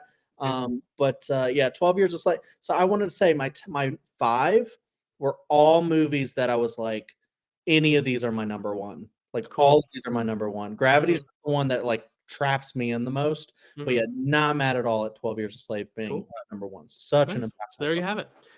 So Chad, I'm going to start because I kind of alluded to it earlier. For Best Actor, I think there's a performance here that I just think is an all-time performance, the best performance from one of my favorite actors, and it is Tom Hanks in Captain Phillips. I just think it's such a good portrayal of this person who goes from so reserved to then by the end so transformed, but not in the way that most American epics are, where like the lead character is almost transformed for better. He's almost transformed for worse, and it's a really haunting performance, especially at the end when he's having that whole procedure, or not procedure, but that whole concussion test kind of thing done with the real doctor, and he's able to like be so in the moment that you think he might have actually on set gone through something like this, and you obviously know he hasn't. But so many moments in that film where I'm like blown away by his acting, and it is probably my favorite performance of his. So that is actually the 3rd win for Tom Hanks on this channel after Forrest Gump and Saving Private Ryan. So he's in the 3-timers club alongside Diane Keaton, alongside Daniel Day-Lewis, and alongside Al Pacino. So Tom Hanks is joining that 3-timers club. Who is your best actor though for 2013? Well, I wanted to say I didn't expect that to be your number 1. It's very interesting hearing you saying that it might be your favorite Tom Hanks because he's so great. Yeah. Just pretty much everything he does. Yeah. He wasn't on my wavelength. I had three in mind that I was like, because I knew I was gonna have to have a potential backup. Right. But I had Matthew McConaughey and Chiwetel Ejiofor as kind of like up there. But what I'm gonna go with is not those. I'm gonna go Joaquin Phoenix. Nice. I love his he's just so different from I think a lot of other things that he's done, and he just like really embodies this character and like the kind of like the Lost in Translation, like Bill Murray and stuff. But like with him, it's just like kind of like this aimless, thing, and you really believe that relationship between him and Scarlett Johansson, just the I don't know. It's hard to explain, but like, yeah, like the betrayal, you really feel that from him. Going through these dates and talking to his ex wife or future ex-wife, I guess. Yeah, it's just such a phenomenal performance, and that movie just does not work without him. Just like Tom Hanks's movie doesn't work without him. So Right. two great performances, an actor. Two actors who were not even nominated for Best Actor, neither Tom Hanks nor Joaquin Phoenix, which is very interesting. So we didn't pick any of the Oscar 5. Who is your best actress of this slate of 9? Well, I think I might know what you're gonna be going for, and if I do know, I'm very tempted to pick her, but I am gonna go with the one that I just think like it is pretty much the only performance in this movie, or one of the only. It's Sandra Bullock. Sandy B, love it. In Gravity. I'm not like a big Sandy B fan or anything like that. I don't. I haven't seen probably most of her movies, but like she crushes in this movie. Like just like her, the fear, the panic, but the determination. Kind of slowly realizing that she wants to live, she wants to go through. She feels like she can do this, and the whole movie is just her. It's just her going through this. Like her title is her, but maybe Gravity could be called her. Oh my god! Imagine if we gave a different title to each one, like rearranged it. But That would take too long. But yeah. But yeah, she of course dominates this movie, and just even just like her like the one scene, like her soft kind of like accepting her death, because she's like, I'm gonna die, like I'm running out of oxygen and there's no way I'm gonna be able to get through this, and just kind of like the peaceful listening to somebody on earth singing in a language she doesn't understand. Just that, I think, just really sells it. It's just such a good performance, not talked about enough, I think. But yeah, I love it. And I think it's way better than the one she actually won for, which neither of us picked for 2009. Right. But my best actress, I think I alluded to it earlier. I love both this performance and the backup I had, but the one just brings me to tears every time, is the reason why I think the movie is my number one. It's Lupita Nyong'o. Yeah. It's a heartbreaking performance. To know that it's her first role and she's able to convey so much emotion and so much just real terror, but so much humanity as well. It's a heartbreaking performance. 500 pounds of cotton, day in, day out, more than any man here. And for that, I will be clean. My honorable mention would have been June Squibb, but I thought you were picking June Squibb. if you had picked Lupita, I would have done it without a doubt. But the only thing is, like, June Squibb is really, really great in that film. But I feel like Lupita, she's just doing so much more in terms of like, like I've never seen an actor quite stretched to those bounds, like she does. Like it's such a heartbreaking performance to where it's apples and oranges. You're comparing those two performances, but when I'm looking at the two, one is just like, if I have to award something award worthy, like Lupita Nyong'o is just so incredible. I couldn't not pick her, even though June Squibb, I love June Squibb so much, and she's just as deserving. Like, I wish they could have both won, but Lupita Nyong'o, it's a shame she hasn't been nominated since, because she's been Oscar worthy since, I think, as well, in a horror film that we will not be talking about, unfortunately. Yes. But hopefully she gets another one someday, because she's that good, and to get it on her first role, it's just so impressive to me. So there you have it. So our best actors. My best actor is Tom Hanks for Captain Phillips. Chad's is Joaquin Phoenix for Her. My best actress, Lupita Nyong'o for 12 Years a Slave.